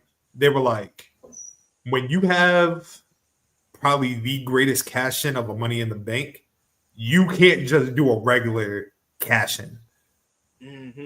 Okay. And since it is Seth, his cash in right now has to match or go above what he did. So if he's playing the injury route, nobody is going to suspect when he does it. I personally wouldn't even do it at SummerSlam because I feel like once again that's too obvious. Like people are going to be, No, Paris. I wouldn't even do it then. I wouldn't even do it at Paris. I would do it the night. I would do it the Monday Night Raw after SummerSlam. Oh, okay. Yeah. You would do it on TV. Yeah, for the Netflix audience, absolutely. Okay. Oh well, yeah, obviously, yeah. I'll even take it a step further. I do not think he is cashing in on Gunther and Punk. I think he's cashing in on Cody and Cena. Oh, that would be hilarious. I think that's that's probably the one to do it on. Cody for Cody for sure. If Cody's winning, then yeah, for sure. Yeah, this should be okay. This should be that way. Absolutely. WrestleMania 40. It should be that way. Yeah. I can see him doing it to Cena personally. That's very interesting. WrestleMania 40, man. And then that starts redemption for Cena. Yeah. Yeah. Okay. You know what I'm saying? WrestleMania. So you saying WrestleMania 40? Yeah. I keep going back to 40 because like everybody was on the same side that night. Cena. Yeah. True. That's Cody. true. Seth. That's true. It's true. It should be that match. So you're saying, all right, so we're going with yours. We're going to do it the night after SummerSlam on Raw. Is it after a match, or is it just like, say whoever wins in the match, they just happen to get their ass kicked, and then Seth comes out and the cash is in? I don't know, Nolo. I don't know. I was know. asking. You're just gonna go and kill my optimism because you know you're not gonna have the BGW title after SummerSlam. So you're like, you know what? Let's just shoot down Nick's ideas and shit like that. I see you, bro. I see you. That's what's up. That's what's up. That's real mature. No, real mature. Good Lord. He said real mature. Okay, bro. I was chilling. Okay, bro. I was having a good time. I wasn't really even gonna put this shit back on. I was gonna just enjoy the rest of the show and just enjoy it. But you want to attack when all I did was ask you a question. You don't even got your booking hat on, but I was asking you a booking question.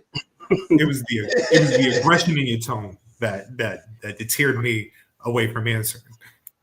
Y'all can't get over Dave Chappelle. Hey, brother, I just wanted a decree from my fellow brother on what a decree. He's in king words now.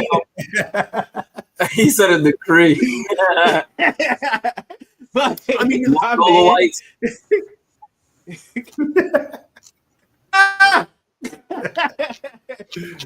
I'm crying. No, I mean, okay, right.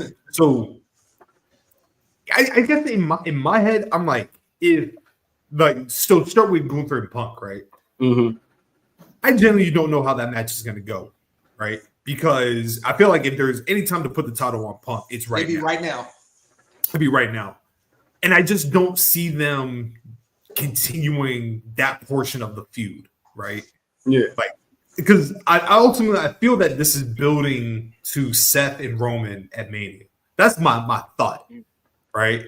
And that being for the WWE Championship. I see Sammy going for the world title.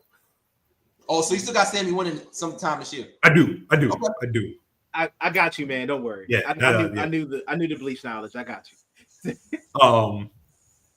But if I was to like I can see Cena having the next night. I see him beating Cody, then popping up on Raw the next night to do like a little coronation. And like you got to remember, I feel like an aspect that doesn't get explored enough is the cash in always happens after a match. The cash in could happen at any time. So that's right? interesting. I always thought it had to happen during a match. It can happen at anytime, anywhere, Chaz. Anytime. Okay. With the thinking being, right? Yes, cashing in on an opponent that's already wounded, tired, right?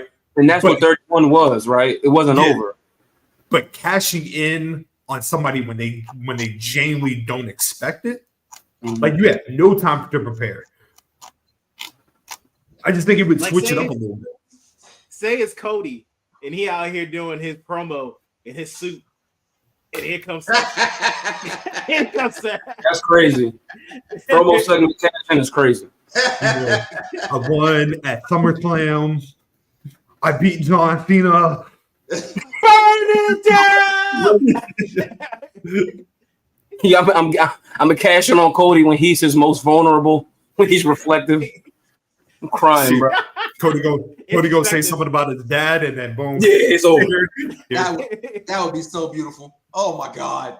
That's what made 31 beautiful, though. It made it a triple threat match, right? Like it wasn't because the match wasn't over, right?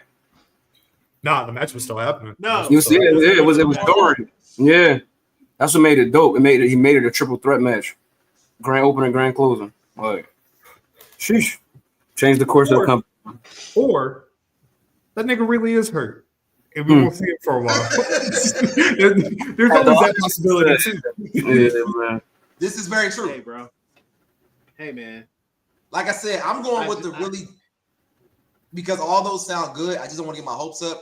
My brain is going, okay, he has the cash in, so technically we don't really need him. And you got Paul Heyman. Paul Heyman can carry the storyline as long as you need to. Between next Mania, was June? He had a cash in right by June. Yep. So between Mania and I guess the next Money in the Bank, I assume it was going to be because in a recent interview he kept bringing up WrestleMania over and over. And he was always like, "I've been injured before, but as long as I'm ready by Mania, da da da da." So that was just kind of reading between the lines. So I'm assuming it's real and it's going to be Mania, but I'm hoping I'm wrong because that sounds better. Hey, brother, you can't play a player, bro. That nigga ain't hurt. He ain't hurt. He ain't hurt. He ain't hurt. No. Right. You see that video Becky took where he was on crutches? He was moving. Yeah, he was moving the group. Hey. That nigga was swinging his leg a little too much for mine. This man guest hosted the Rich Eisen show. And I'm just looking at him. I was like, this nigga ain't hurt. Yeah, he like little antics. Remember that shit at the football game? Yeah, he do. Yeah, he been in that bag for a year. Something's up. He do. Mm-hmm. We gonna see. Mm-hmm. He need an antic. What y'all think? What y'all think Roman's his motion is for SummerSlam? You doing the tag, singles match? I don't know. That's what I'm trying to say. I won't be mad at the tag. Probably a tag, yeah. Let's do the tag. Him and for the love of the game. I don't know, man. I want the one-on-one match between him and Braun. It might be too soon, though, Sky. It might. We need. Why is it too soon? Hear me out. middle. We need more bread. We gotta build that up. I feel like we need more meat on the bone for this one. We need it, but this is a big match now. This is wait. Yo, Scott. Can I get this 1 second? You got it, bro. You got it. You got it. Yo, Peninsula Heat, dog. Take over. Wow. All right, cool. So this is what I'm saying right here. Okay. Why not have it where the way Braun is right now? So, because we know they're gonna wrestle more than once. Yeah. So why not at this point, at where Braun is right now, him going up against the veteran, the OTC right now? That's a big match. We don't gotta wait for this. It's a great story. Great. And then if you do want to make it go, and then the next time they have a match when Braun is more prepared, he's stronger, he is more who he's really gonna be at his peak. That makes the second match between theirs even better. So that's how I'm like tag me back in, bro. Tag me back in. Go ahead, nigga. I mean, if you really think about it, dog, like SummerSlam is perfect because like you don't want to waste a big time match like that, like at fucking Survivor Series. That'd be fucking insulting to that match, having it at Survivor Series, and you can't do it any other time. But see, here's my thing. I feel like I would like to get that on a Netflix in a major city, particularly when Seth has the title. Yeah, absolutely. This is a good opportunity. I'm not totally opposed, but good case made, gentlemen. Yo, Scott, you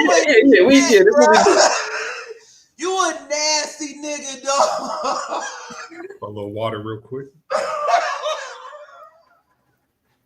You's a nasty nigga. This is an all-time thing. Hold on for a second. Yo, two things. Have at it. Two things. Have at it. Two things. Yeah, I'm gonna tag you back in, bro. Yay. So, did you not see how that beautiful heel work that he did, where he brought up the name Peninsula Heat? I'm thinking we good, we chilling, we tagging each other in and out. I never said nothing about good old time. You know what that shot was for. You know who loves Survivor Series on this shit. You know whose favorite, who loves that shit. And then he's just gonna sneak it in there like a little stab with a knife. Just like that. Crazy. Can't believe such things. That was crazy. Also, second point that I'm gonna drop off. Second point that I'm gonna drop off. Remember when this man was out here leaking group chat messages on the timeline, and then everybody agreed with me? And then everybody agreed. No one said, let's get rid of Survivor Series. They said, nah, let's not. Hashtag BGW conversations are doing numbers. People love that shit. I would never put something that would incriminate anybody on this podcast, but there's just some things like I feel like people need to see. Like, you feel me? Like, so. Me too. The one time when he tried to catch me up talking about, so you don't want an all women's pay-per-view. No, what the fuck? These niggas, man. Yo, this shit. You know, I feel like everybody on the pod, should have a variety of a tag team name. Like me and Novo are Peninsula Heat. Me and Lo were the Hillbillies. Mm-hmm. You know what I mean? Yeah, guys, I don't know what tag team we are. Let me shop around some nicknames. I'm gonna get back to you. Yeah, I know we definitely been. That's been a thing. Me and Chaz being the Zoes, that's been a thing for a little bit. Ever since VA. Nolo and you, I feel like y'all Diesel and HBK. Mm-hmm. Yeah, we can do that. We definitely can do that. That's all I'm saying. This is a top 5 episode, by the way. I just want to throw this right now. This is great. I'm about to hit Mac, like, bro. Yeah, this is. I wish Mac was here, man. God damn. Last little thing on WWE before we switch to AEW and the individual topics. How do y'all feel about Drew McIntyre, Logan Paul against JKO? They're trying, so I'm gonna commend them for that. They are trying. How y'all feel about Jelly Roll? How y'all feel about Jelly Roll? Name me four Jelly Roll songs. I cannot. I you know what? I will not. I will. You don't know them backwards. I will not. That's right. That's what Nolan. Correct. That's what Nolan needs to do. I cannot. I think what they did on tonight's show was decent. And again, I'm aware that wrestling has these kind of matches. They've been doing it for years. I remember the Sami Zayn, Johnny Knoxville joining WrestleMania, which I thought was hilarious. 5 stars. No, that shit was great. That was great right there.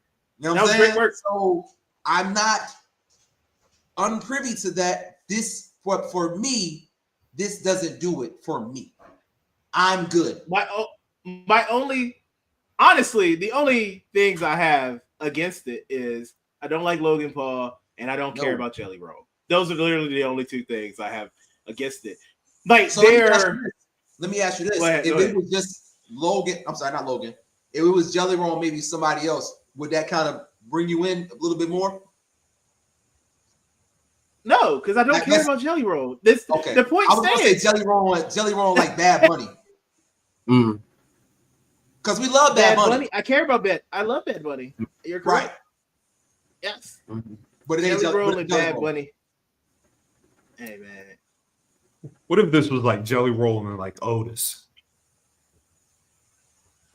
We'll do a lot for. I don't hate that.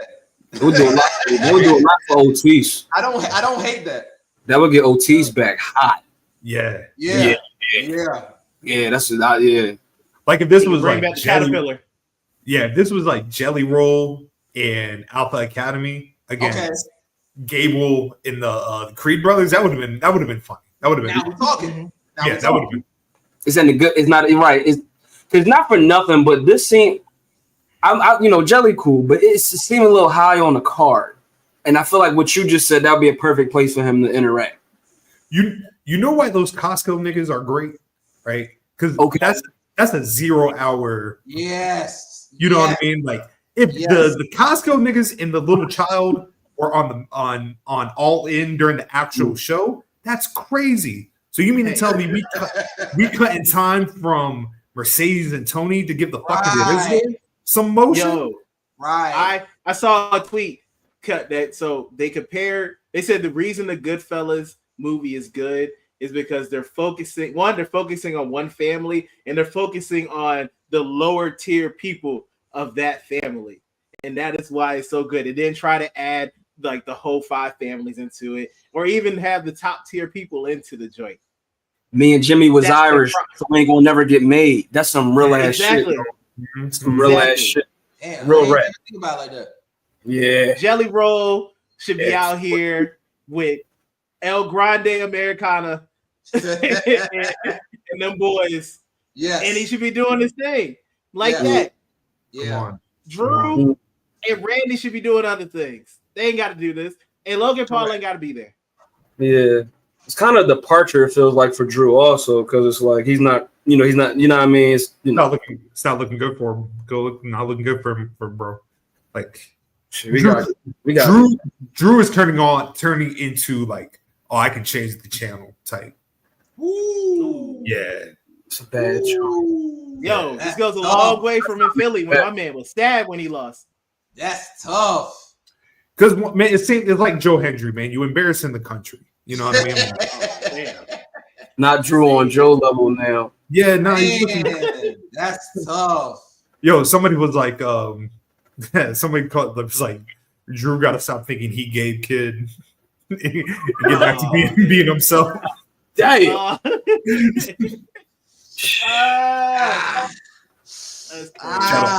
Also, shout out to Gabe Kidd, man. He got shout out to Gabe Kidd. He got injured. He got injured. He did? Oh, he got hurt? Damn. Guess who he got hurt wrestling? No, those Japanese son. Oh well, hey, Dog. hey, you know,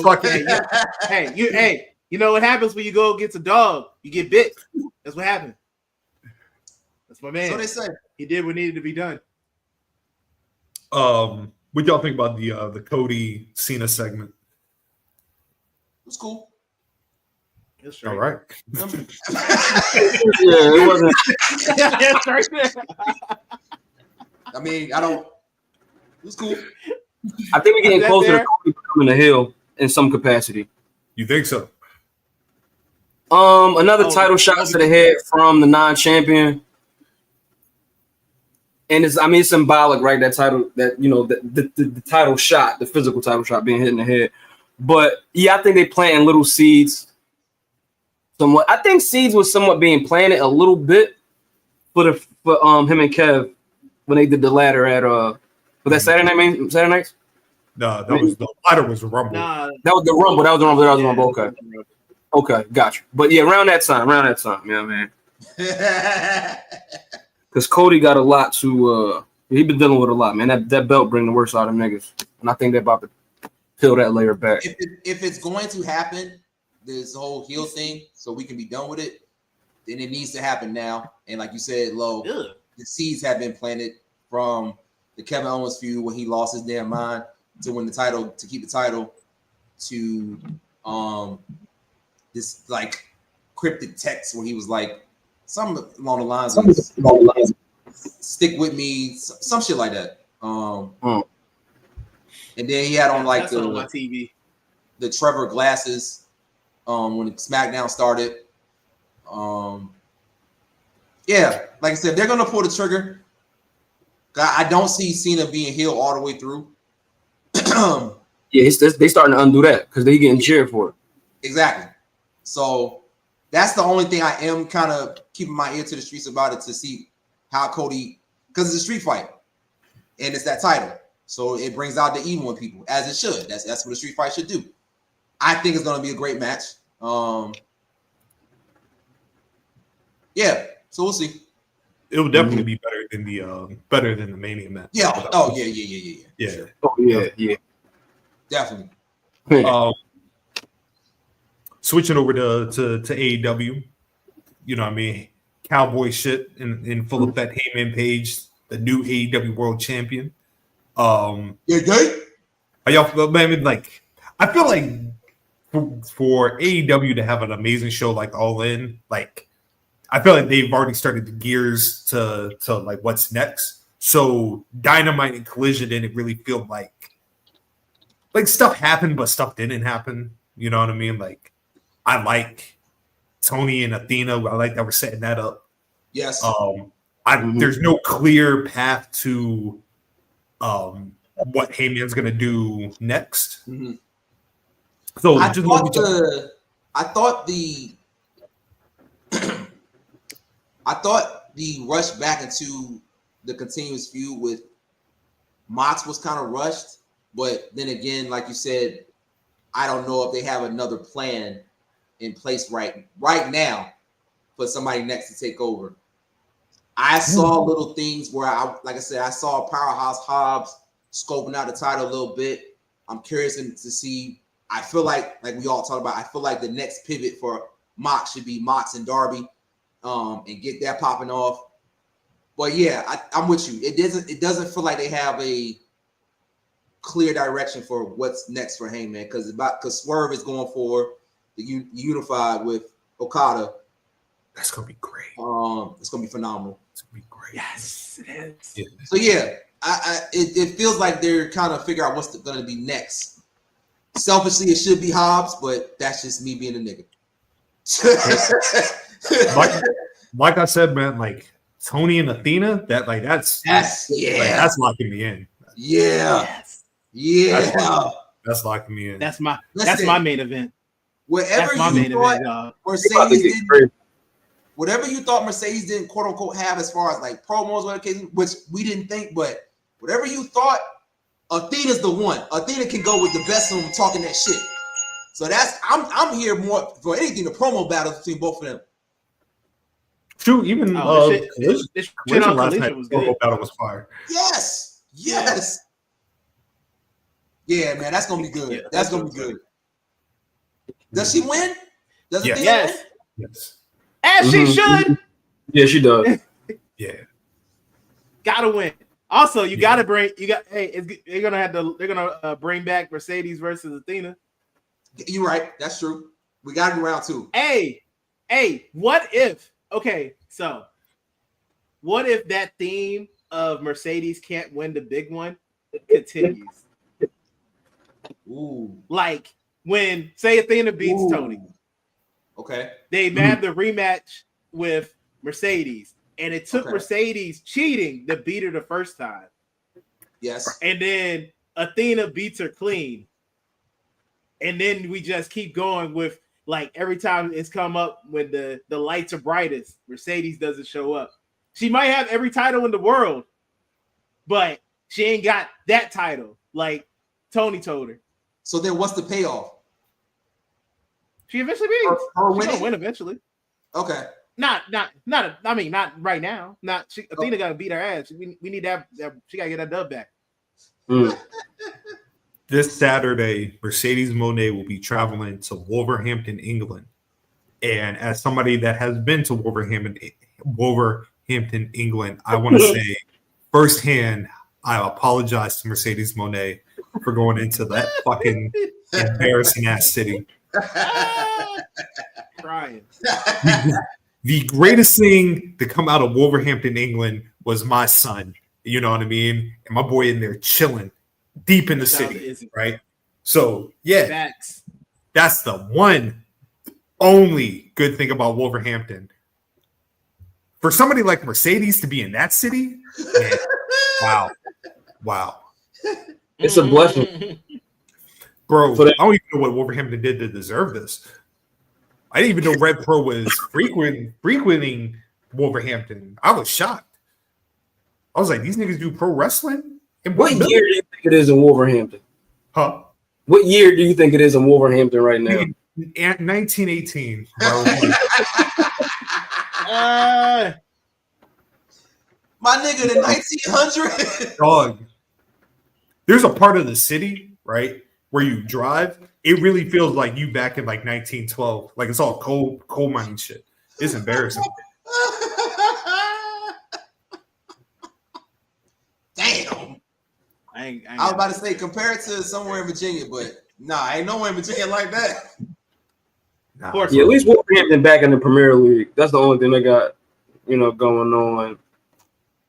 They got kicked out of the Premier League a few years ago, but they might be kicked back out in depending on what happens.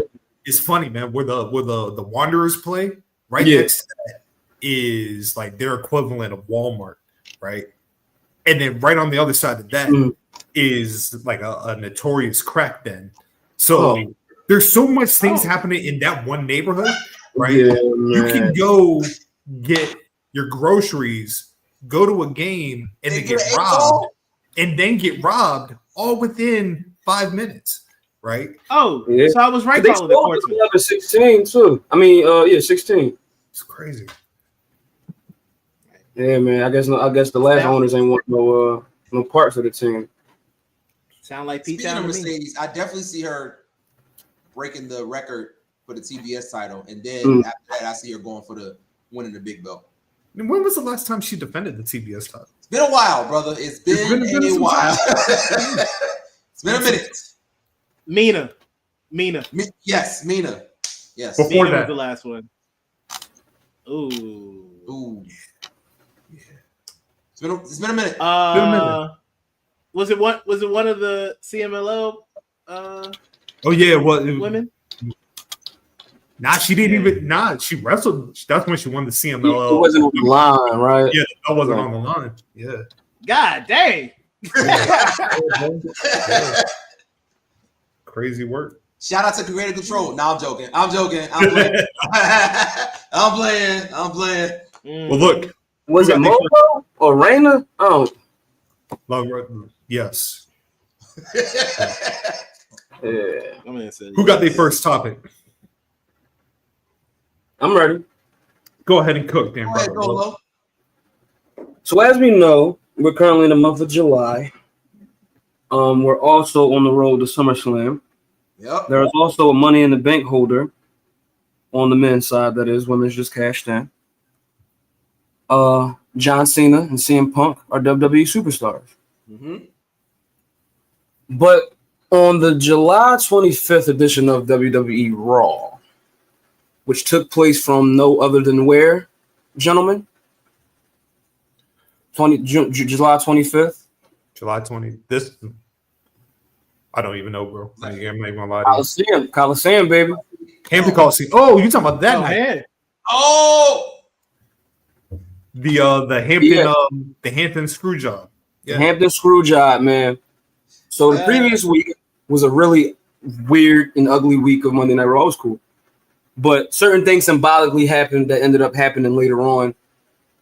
July 18th, 2011. I wanted to bring that up a little bit because it's important to this conversation the following week. CM Punk doesn't appear on that show. Why? Because the previous week, he beat John Cena for the WWE title at Money in the Bank at Allstate Arena in Chicago, Illinois. Said he was leaving the title. Said he was leaving the company with the title. Now, this is something that we brought up in many, last few episodes. You know what I mean? So I thought that this would be a good topic for this week and based on what time we're in this year. And I also think that the years of 2008 to like 2013 are really important to look at in terms of WWE and everything that kind of took place and where they are now as a company. So we get to July 18th. Triple H pretty much relieves Mr. McMahon of his duties. That segment is so cringy. I swear to God. That Monday Night Raw thing took place from Green Bay, Wisconsin. But we go to the Coliseum, right? Much more intimate. Monday Night Raw. I think the capacity was about 13,000. We open up the show with The Miz versus Rey Mysterio. Rey Mysterio beats The Miz in about 15 minutes. Some celebrations backstage, but wait, John Cena is cashing in his John Cena in the company contract. Oh, that was that night. It was. Yeah. John Cena hands in his metaphorical John Cena in the company contract, which states that as long as John Cena is in the company, he'll be able to have infinite title shots. The title is vacant. If the title is, caught up in attorney, John Cena is going to be there, right? Now, this particular episode of Monday Night Raw wasn't that exciting on paper, or at least as it was going through its 2 hours. We got one women's match on this card, right? We get an interesting segment with R-Truth, right? Another interesting person from today, and Triple H. And again, this is Triple H's first day on the job, right? I think that this episode of Monday Night Raw, again, it's very light, it's very mid. But on paper, I think it's one of the episodes that kind of brings your company into the next 15 years, right? Mind you, about a month before this, I think like a month and 2 days, right? We just got the pipe bomb. The pipe bomb just happened, right? But these episodes of Monday Night Raw aren't the most spectacular, right? Even going back, they aren't the most classic, but there are, I think, moments that, we got to refer back to that kind of still has like long-standing relevancy within the company and why it's still a company pretty much, right? And why these episodes, these segments matter. We all know what happened. John Cena ends up defeating Rey Mysterio through the show. And another about 15 minutes. Nasty work. CM Punk returns. It's the first time we hear Cult of Personality on television. It's the first time we see the best in the world written on a t-shirt. It kind of was like a mini repackage in a way, right? This Fire Burns was the previous CM Punk song. We heard that on the way out and in Chicago, and it hit perfectly, right? But hearing in living color Cult of Personality, what the fuck is going on? But CM Punk comes out and it's all white. He got Chicago trunks on, Chicago shin guards. Oh shit, you know what I mean? Really, really great way to end the episode. Not the best episode, about a 6-7 out of a 10. Now this is where y'all come into play, and we've been doing this episode. We love to book things here. We love to say how things should have been booked. At this time, Alberto Del Rio is holding the Money in the Bank briefcase, right? Now we were on the road to SummerSlam at that point too, right? We ended up getting to SummerSlam, CM Punk versus John Cena. I know, forget the poster, title for title, right? They're both holding up their version of the spinner. Alberto Del Rio cashes in. My question for y'all is, should we have waited for Punk to return until SummerSlam? or was this kind of ill timed to introduce Alberto Del Rio to the main roster, being where he is right now? And granted, he's a part of Triple I, right? But again, we circle back around, right? CM Punk comes back to this company. Who knows what happens if, that belt gets left on him? Because, things were kind of going kind of interesting at this point. A few interesting things were about to come up. Dwayne was about to come back. You dig what I'm saying? And I think by the time we get to about 2012, 2013, the tide has totally changed, especially once we get to WrestleMania 31 and we got the heist of the century, right? But for those years of about 2010, 2011, 2012, 2012, let's just end it there. The United States Championship is in a really funny situation. It's either John Cena or nothing. Punk is the one that kind of emerges and becomes that guy. He was a world title guy, but he eventually becomes that guy, right? And he ends up having his reign of about 4, whatever the reign was. But my question to y'all is, should Del Rio had cashed in that night and became champion, and not for nothing, his image was on the Money in the Bank poster that very next year, and he was a very relevant figure in WWE for some time. But was that cash in really worth it that night? Should we have waited a few more weeks? Because it didn't seem like that long of a time. It's like, the guy said he was leaving the company, but I think it would have hit way better. And I think other people might have been saying that the second Summer of Punk should have been booked like this. But I think you want to wait a little while. You don't want to bring him back on that Monday Night Raw necessarily. You want to bring him back in the Staples Center in LA, right? With as many people that was at Allstate, right? Same amount of people at the now Crypto Arena. So I'm kind of curious about how y'all feel about that, and if that would have been the way better play to hold Punk off on television until the next pay-per-view. Like not seeing him on television until the next pay-per-view, because the last time we saw him was on a pay-per-view. So that's just revisiting the episode of Raw this week for my topic, and was that booked correctly, even though it was such a great episode. You know what I mean? And we get personnel that's really important to this company today. So let me just say that particular Monday Night Raw, the only time the WWF Championship has changed hands in Hampton, Virginia.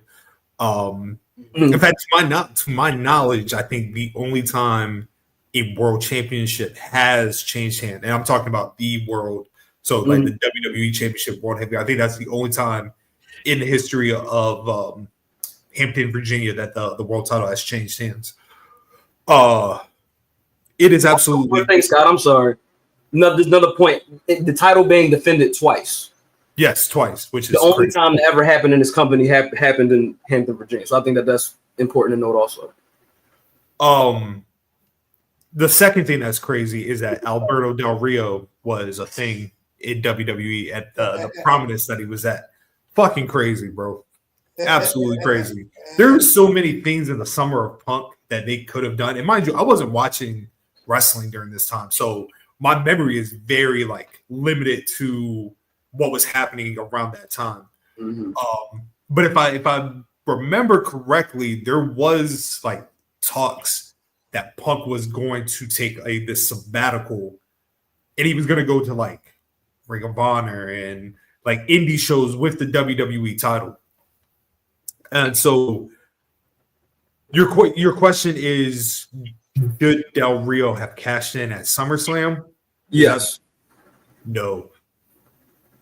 And also, would it have been better if Punk had returned at SummerSlam? If Punk had, if they had done a surprise element to end the pay-per-view. If they had done it where Del Rio cashed in his Money in the Bank on a one-on-one match against Cena beats him, and then Punk comes out, that would have been way better than the last image you see. Alberto Del Rio holding up the World Championship at SummerSlam. Alberto Del Rio holding up the spinner belt is crazy in itself. None of that made sense. Yeah. Then on top of that, this nigga Cena didn't even give Rey Mysterio a rematch. No, and everybody was saying, he was able to get that. He was able to get his rematch from Money in the Bank. That's why I don't respect Rey Mysterio, because you just let that happen. Yeah, he let it slide. I would have been like, hey, what? Or John Cena is the continued bully that I have been saying he is. That actually, lawyer Nolos in my what it said. Crazy. crazy. But no, my only thing I have to say for that is I'm always here for people like taking like breaks. First of all, I think it would have been so dope if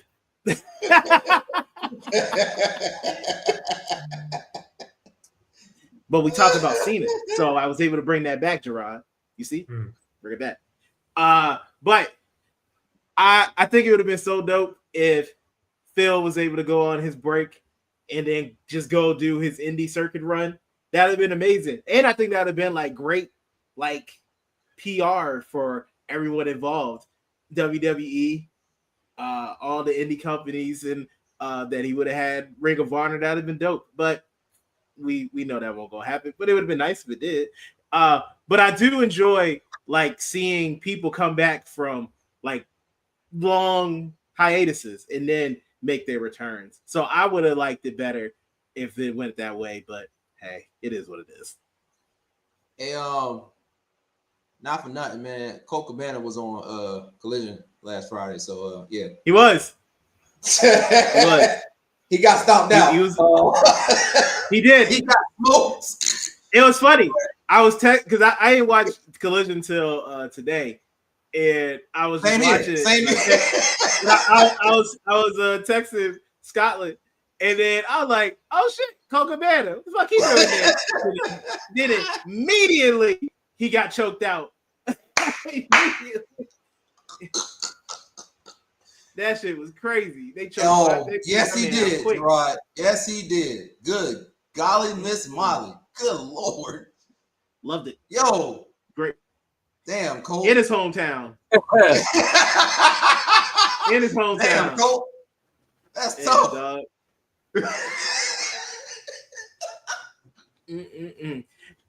For the longest, I didn't know that was fucking Colt Cabana until they showed him. And I was like, oh shit.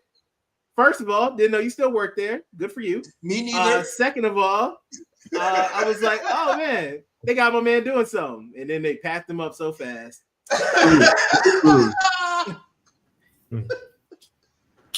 Oh shit. Should be mine. Lord have mercy. Scott, do you like Colt Cabana? That's fair. I mean, all right. I mean, honestly, does Colt Cabana even deserve an opinion? Oh, that's a good question. Hey, look, man, Colt got some bangers. You know what I mean? The match, Homicide, Punk. He had a match with Brian Daniels, and he cool. He has a place, right, in some kind of. He's somewhere. I don't know where that place is, but you got somewhere. Like he's needed somewhere, wherever that is. To go back to like Lowe's like question, if Punk ever pulled up at that time with Colt Cabana and like Ace Steel, that would have been money. That would have been like that'd have been a time. That would have been a money, like because he had brought up Colt Cabana during the pipe bomb. So like if there would have been a time for Colt to come back to WWE, it would have been then, and I feel like it would have gotten WWE the buzz he probably could have gotten. But we also got to remember like the time frame and who's booking the show and all that jazz. Right. Yeah. Hey, y'all, does anybody have Slammiversary on? No, sir. No, I'm on Twitter with it. I don't know what's happening. So I just saw the sign. I just saw the sign that's behind the commentators, and it says, "Tessa, we coming for you." Yeah, I heard Indy just, you know what I mean? Indy just got her shit. But yeah, man. Indy won? They on touch. Yeah, I think so. Indy won. Based on what I'm saying, the TL say. Yeah, Tessa So doesn't right look now, happy, so I'm Indy assuming won. that. Wait, when do y'all pick Indy? System one. Mm-hmm. We both did. Oh, nice. Shout out to you. If I'm not mistaken, I think Chaz is ahead of me. Or not Chaz, Lorenzo. I said, what? I'm about to be like, ain't it just between two of y'all? We gotta get to that women's match, but that tag match, man. Yeah, that tag match is gonna be the elegant. I'm like, yeah, I think I smell the elegance retaining. But yeah, let's see. I'm ready to get to the second half of this card, man. Chaz. Yes, my time. Yes, sir. All right, It's so time to shine. let me get my notes. Yeah, I know I like my notes. Right. My topic tonight is about how quitting, if you truly believe in an idea, a goal, a move that you feel like it's going to be beneficial, then quitting can never be an option. It can never be even a thought. Recently, Nick, excuse me, I haven't said that so long. You don't be saying the government on this. I know, man. Listen, I was going so well. I know, man. You were doing great. Well, we start over. Scott recently tagged me on another person's post that talked about how there was a lack of coverage of men at the WNBA All-Star game. I noticed it as well. And in the past, it may have bothered me because you have a lot of these podcasts or these pages, social media pages that talk about, supporting women and supporting the W, but when you have the opportunity to do so, you don't. You do these for views, you do these for likes. You're only doing this for buzz, but you're not actually contributing to the growth of the game. As in somebody myself who has been following the WNBA way before Ladies Hoops Collective, who has loved everything about the W for quite some time. I understand that my time is coming to where I'm going to be that male individual that's leading the charge for the WNBA. All right. It had to start 10 episodes ago. And why I say quitting is not an option, because for the longest time, I struggled with trying to find my foot in media because nothing was clicking. I would get close to something and it wouldn't go the way I thought it would. I would have opportunities, get connected to people, and they would leave me in the dust. I've been played more times than I can count on my hand in this media game, all on the basis of thinking that it was the opportunity that was going to propel me to where I wanted to go. And I would be lying to you if I said to y'all that I didn't want to quit. I didn't think that I was good enough to be mentioned with other content creators. I didn't think my talents was up to par because there were so many others getting opportunities that I felt like I deserved to the point where I steered away from media for quite some time, trying to find another niche, another job for another career. And what happened was, in the process of doing that, I lost someone special who I thought was going to go the distance, who I thought I was going to marry. I became suicidal again because of just feeling like I wasn't good enough, or feeling like I'm doing all this work. I'm a good person. I do what I'm supposed to do. I show love to everybody. I have more than enough on my resume, and yet I'm still in the same position am I in. Am I even enough for this world? So that's when I had to take a step back and tell myself, all right, you keep trying to go against what you're meant to do because opportunities that were meant for others you think are meant for you. And that's where the problem had to stop. I kept comparing myself to others. I kept even comparing myself to my past. When I had to realize that you're robbing yourself of what the work you've already put in. You're robbing yourself of the impact that you've already done, even if it's not on a grand stage. You're robbing yourself of actually walking into where my purpose is right now. And if it wasn't for just understanding about where I used to be at before, if it wasn't for having a village like the brothers I have now in this BGW gang, if it wasn't for my girlfriend at the time, Kima, I don't know if I'd be talking to y'all right now, because it did hurt and it did sting and it did bother me that I did everything I was supposed to be doing that they say you're supposed to. Network, resume reels, work on your craft, 10,000 hours, all that. I did it all. Nothing. But the bug never left. The creative itch never left. And it only got worse as I kept ignoring it. So flash forward to now,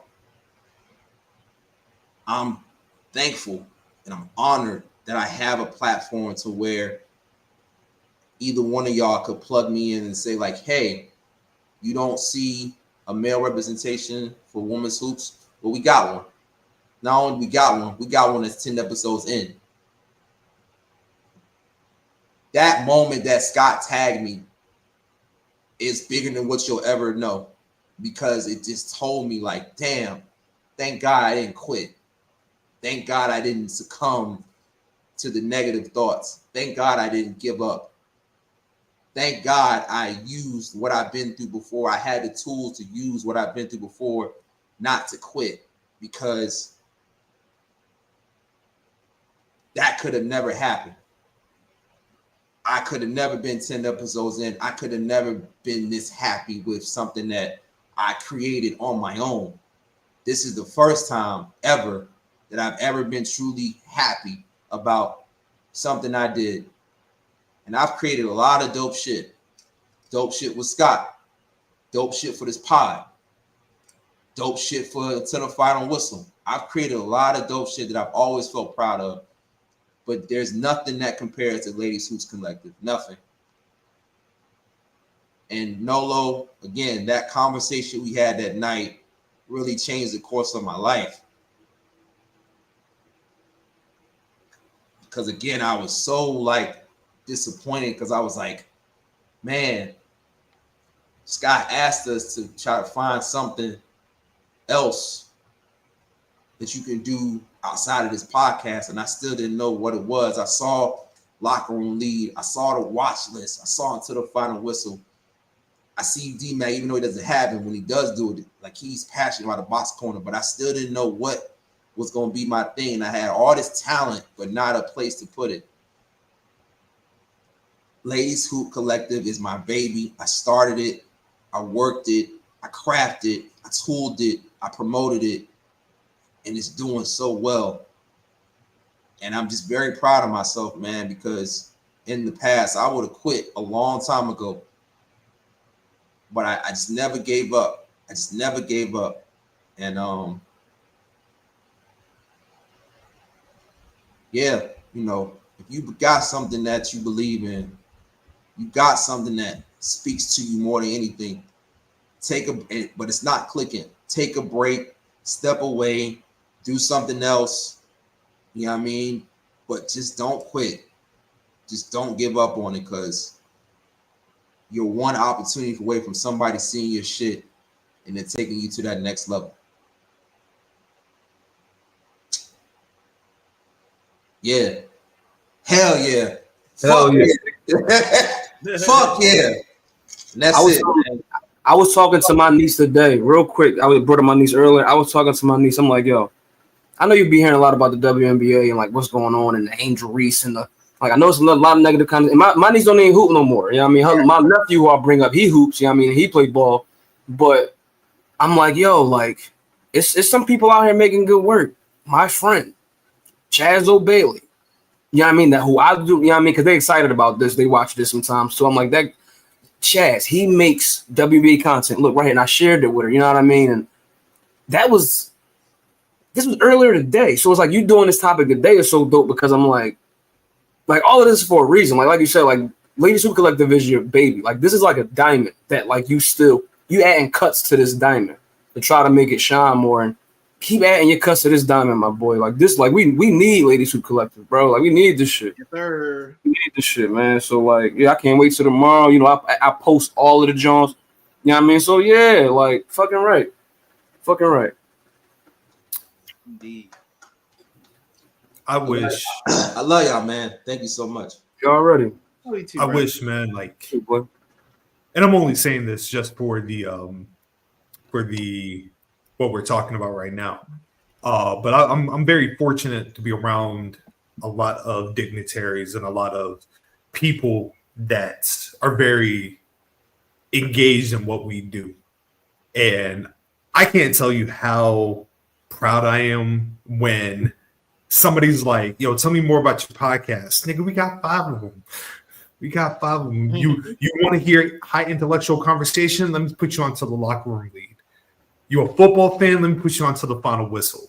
Everybody watching. Cool. We about to hit 10 episodes of Ladies Hoop Collective. Let me put you onto my man Chaz. You know what I mean?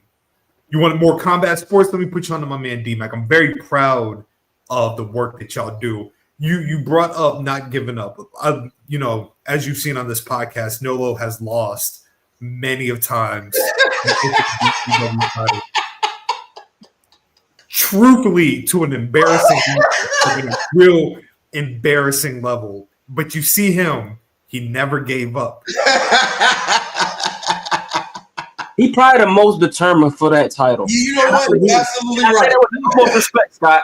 I say that with the utmost respect. Like, this bull, Nolo, is the title chaser. This bull is like Dustin Rhodes. This bull is Dustin Rhodes. Yeah, like, yo, like to the point you really think he like wrestling for it. Like that's how right. Dustin had a title as many times as Nolo. However, but that's to go to show you how determined he is. Yeah. So I see what you're doing, Chaz, and I see Nolo not giving up. And I just want to say, man, I'm proud of all of y'all and the work y'all do because y'all are all incredible individually. Y'all are all incredible brothers, intelligent brothers, creative. You know what I mean? Like the world literally is at your palms.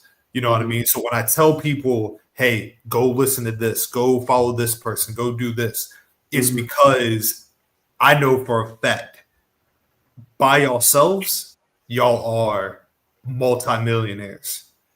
As a unit, there's an infinite amount of money that we do. Yo, you really the Master P of this shit, bro. That's your comparison right there. Scott is definitely Master P of this shit, dog.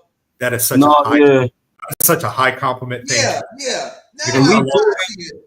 We got it. You're right, Scott. We do got an embarrassment of riches like together. You know what I mean? I want to talk about something real quick too. This is just gonna be real short. I know I have something in parentheses next to my name. I was making a little tweet about it earlier.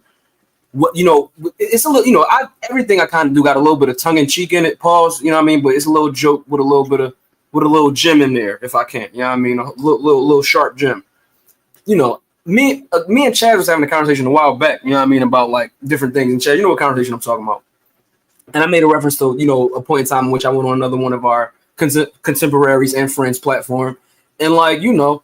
Krabs meme, like, all right, this is probably not a great episode. I'm fucking up on this, and you know what I mean? But I think a lot of times when we think about, right, like the IWC and what it is and we sort of get certain ideas about it that sort of it don't all the time that don't result in the best way of how we like look at community, but like it's not the individual's fault. Like talking about the individual that looks at like a field or like a group or like a hub and is like, okay, like what's going on here? Why does it seem like there is like, certain lines being drawn in the sand here and that's more so what I'm talking about are the myths. Like that's the mythical part of like the community. This one I'm referring to. It's like, I don't want us to get too hung up a lot of the times on like our placement or our visibility, or rather the volume of our visibility. I think that we all have a certain amount of it, but we definitely need to cherish the visibility that we have. Because again, like I was talking a few episodes ago, like we serve a very underserved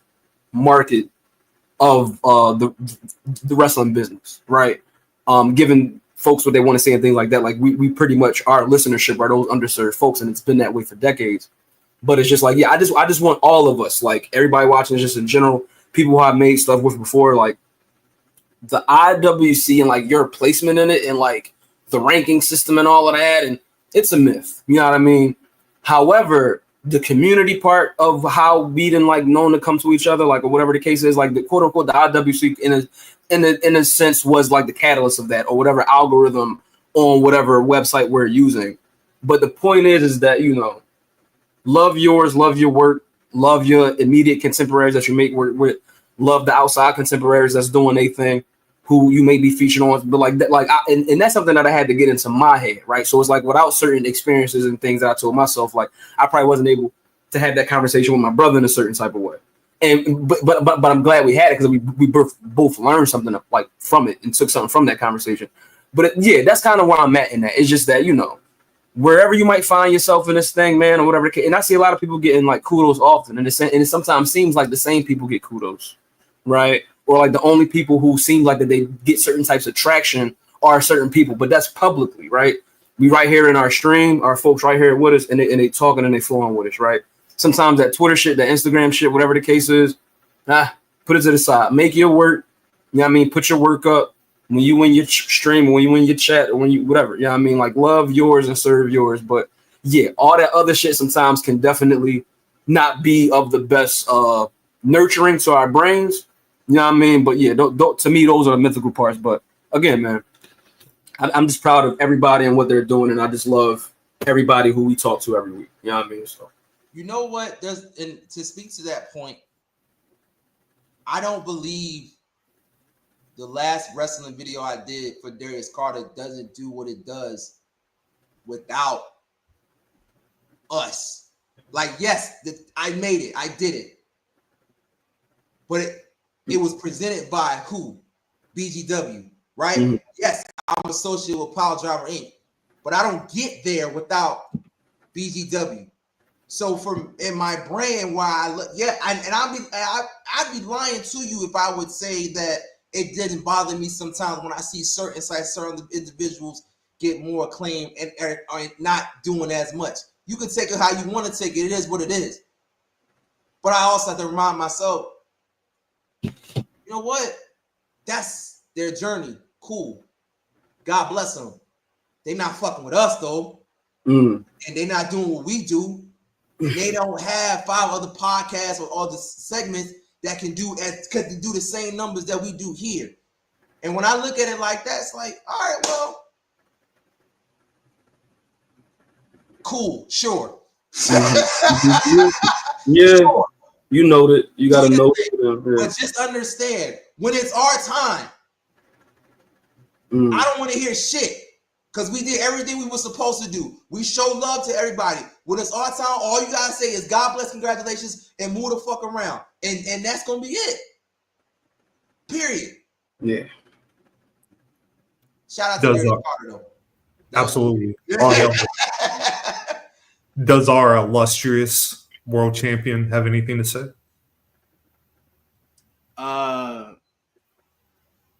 So if anyone knows me pretty well, I don't take life seriously. I don't take myself seriously.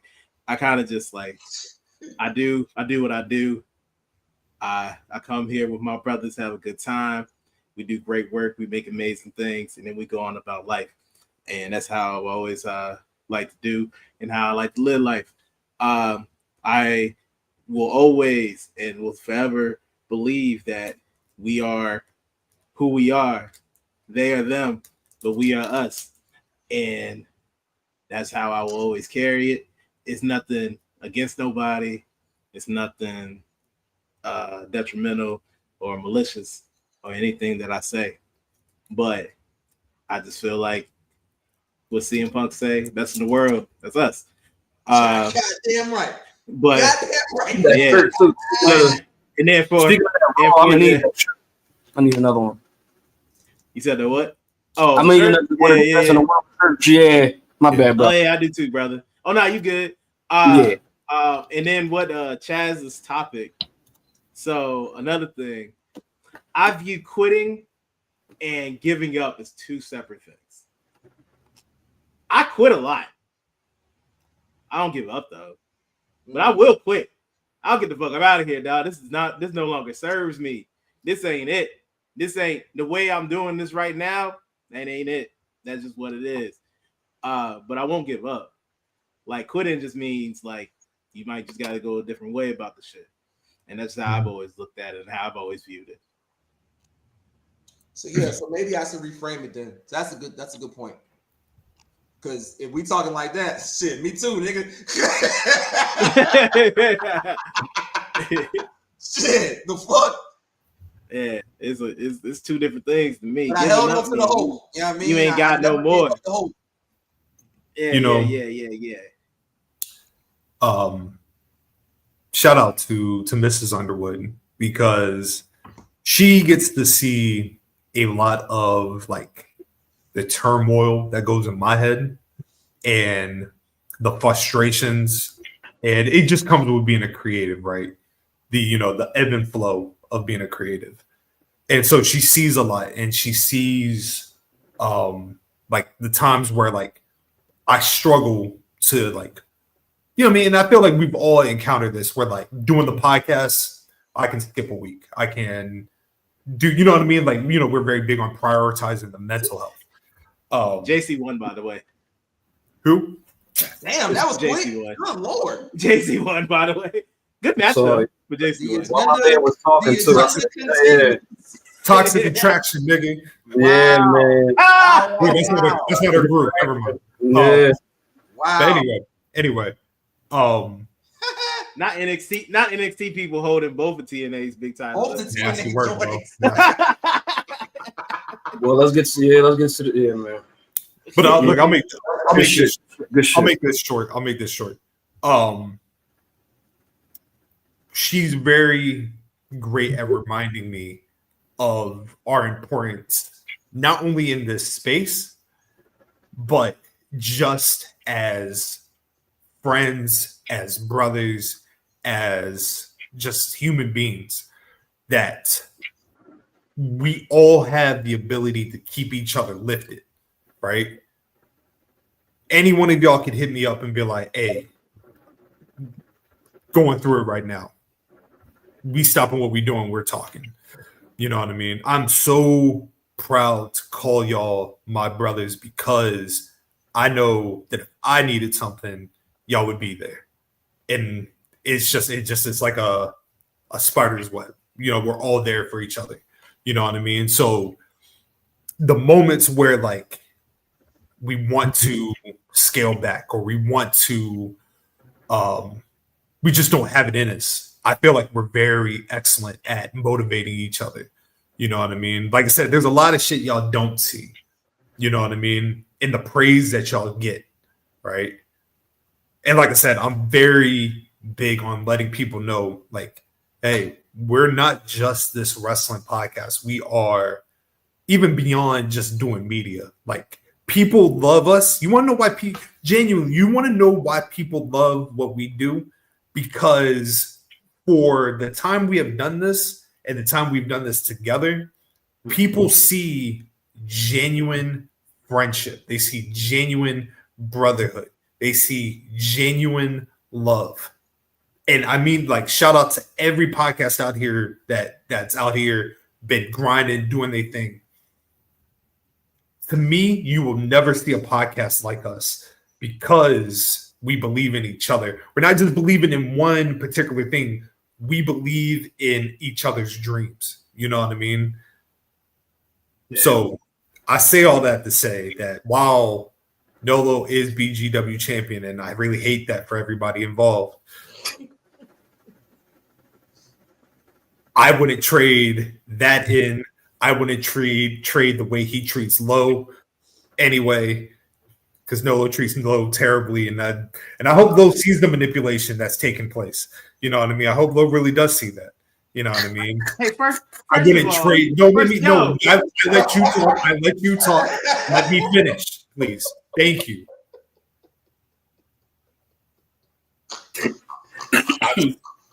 I've seen the disrespect towards Chaz, but that's okay because we are family and we're here to do this together. I love y'all. I'm so proud of everything that y'all do. You know what I mean? That's all I got. That's all I got. Love y'all, man. Love you too, bro. Love y'all, man. Love y'all, man. First of all, I love every single one of you with all my heart.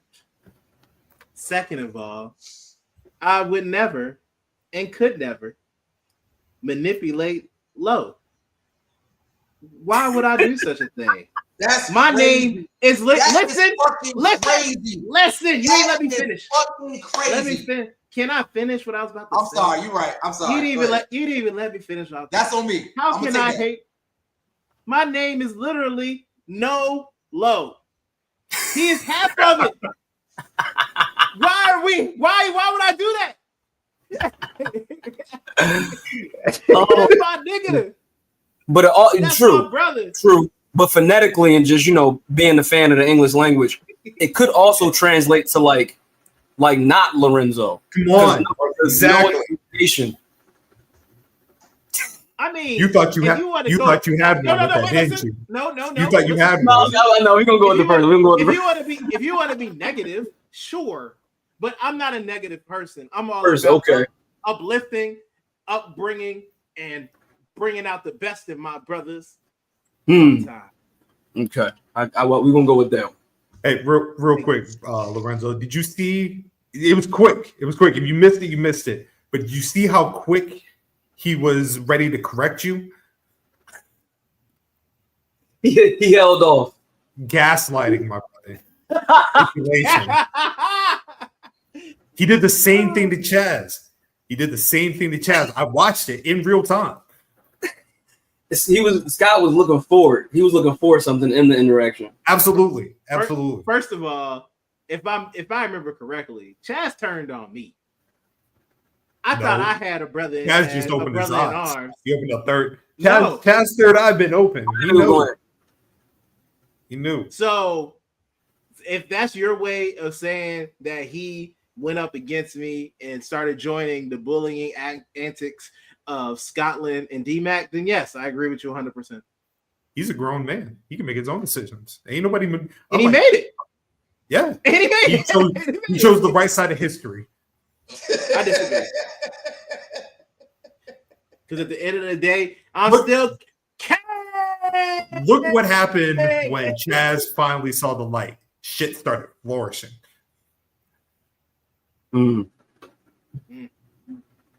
Brother Chaz, brother Lorenzo, I love y'all. Love y'all, man. Love you too, Chant. The reign continues, man. Thank you. I love you too, Lorenzo. I love you too, Chaz. We might I love you, D-Mac. Look how the sketches Chaz is right now. And I love Scotland, even if he is the biggest of ops. Don't get it twisted. He's more of an op than Samoa Joe, Shibata, and Will Haas put together. Damn. He should be leading that group.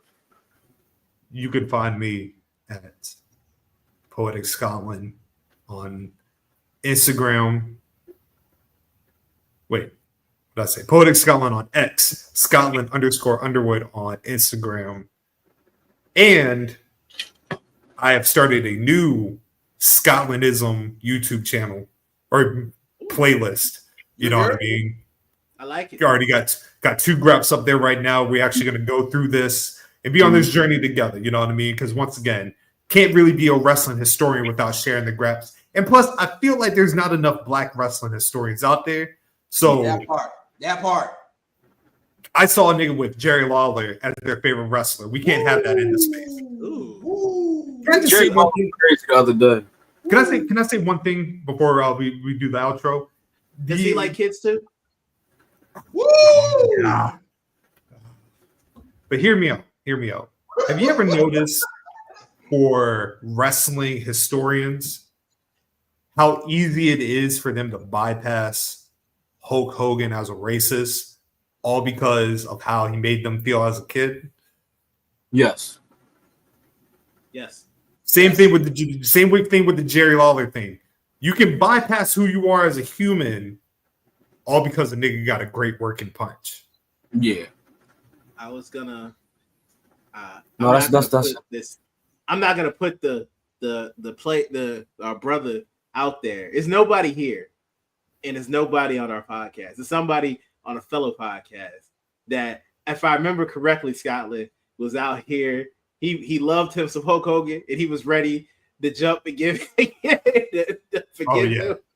Yeah. Yeah. Yo, I know the podcast you're talking about. Family. I know the podcast. He's my nigga, but no.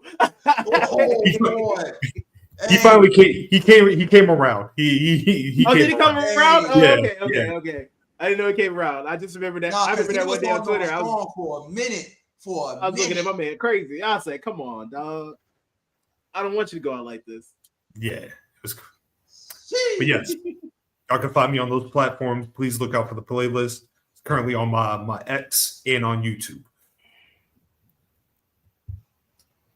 You can find me at Relay of the Leaf on X, on Instagram, and Blue Sky. You can follow the 3 pod pages on those same platforms at BGW Pod. One of these days, you'll get a new Until the Final Whistle. Training camp starts in like 2 weeks, so that's probably when it's gonna happen. Shout out to my man Cheevers. Couldn't do it without him. That's my man's. It's beautiful being on the top, dog. It's beautiful. Hang out. This nigga. Hang out. Okay. It is beautiful being on top, Nolo. Got them Super Bowl rings the other day, so. Yeah. Oh, yeah. That's a good feeling. Yeah, must be nice. Must be nice. I don't know. I don't know what it's like.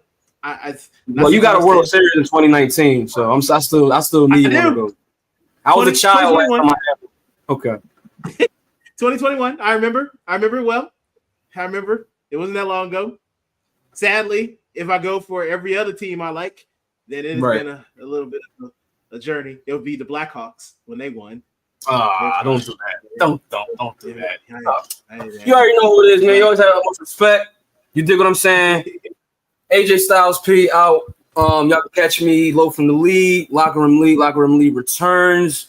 Death Before Dishonor weekend and AEW's Dynamite residency at the Bingo Hall. So see y'all then.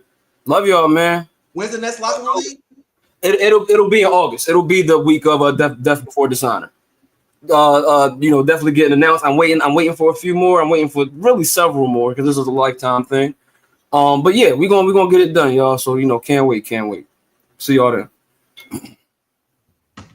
Yo. Y'all know what it is, man. Scotland Norwood. Words everywhere. Make sure y'all follow him. Make sure y'all support it. I wish I had that book. I'll put it up. But Scott, tell them the book. Tell them the book title. Tell them the book title. Oh, Your Love Is Necessary. Your Love Is Necessary. Brother to the Night, Volume 1, Volume 2. Yeah. All that. Who knows? All that. Who knows? Your love may be inevitable in 2026. Ooh. Who knows? Ooh. Who knows? Ooh. Who knows? You didn't hear nothing. You didn't hear nothing from me. Is that a soft opening? Pause. Is that a soft? Bro, we got the Clips album. I don't know. That's it. Sounds likely to me. Sounds fucking good to me. It'll come out before that Outkast album. Y'all know the vibes. Until the Final Whistle with the greatest babyface of all time, Chivas, and some random nigga named Nolo.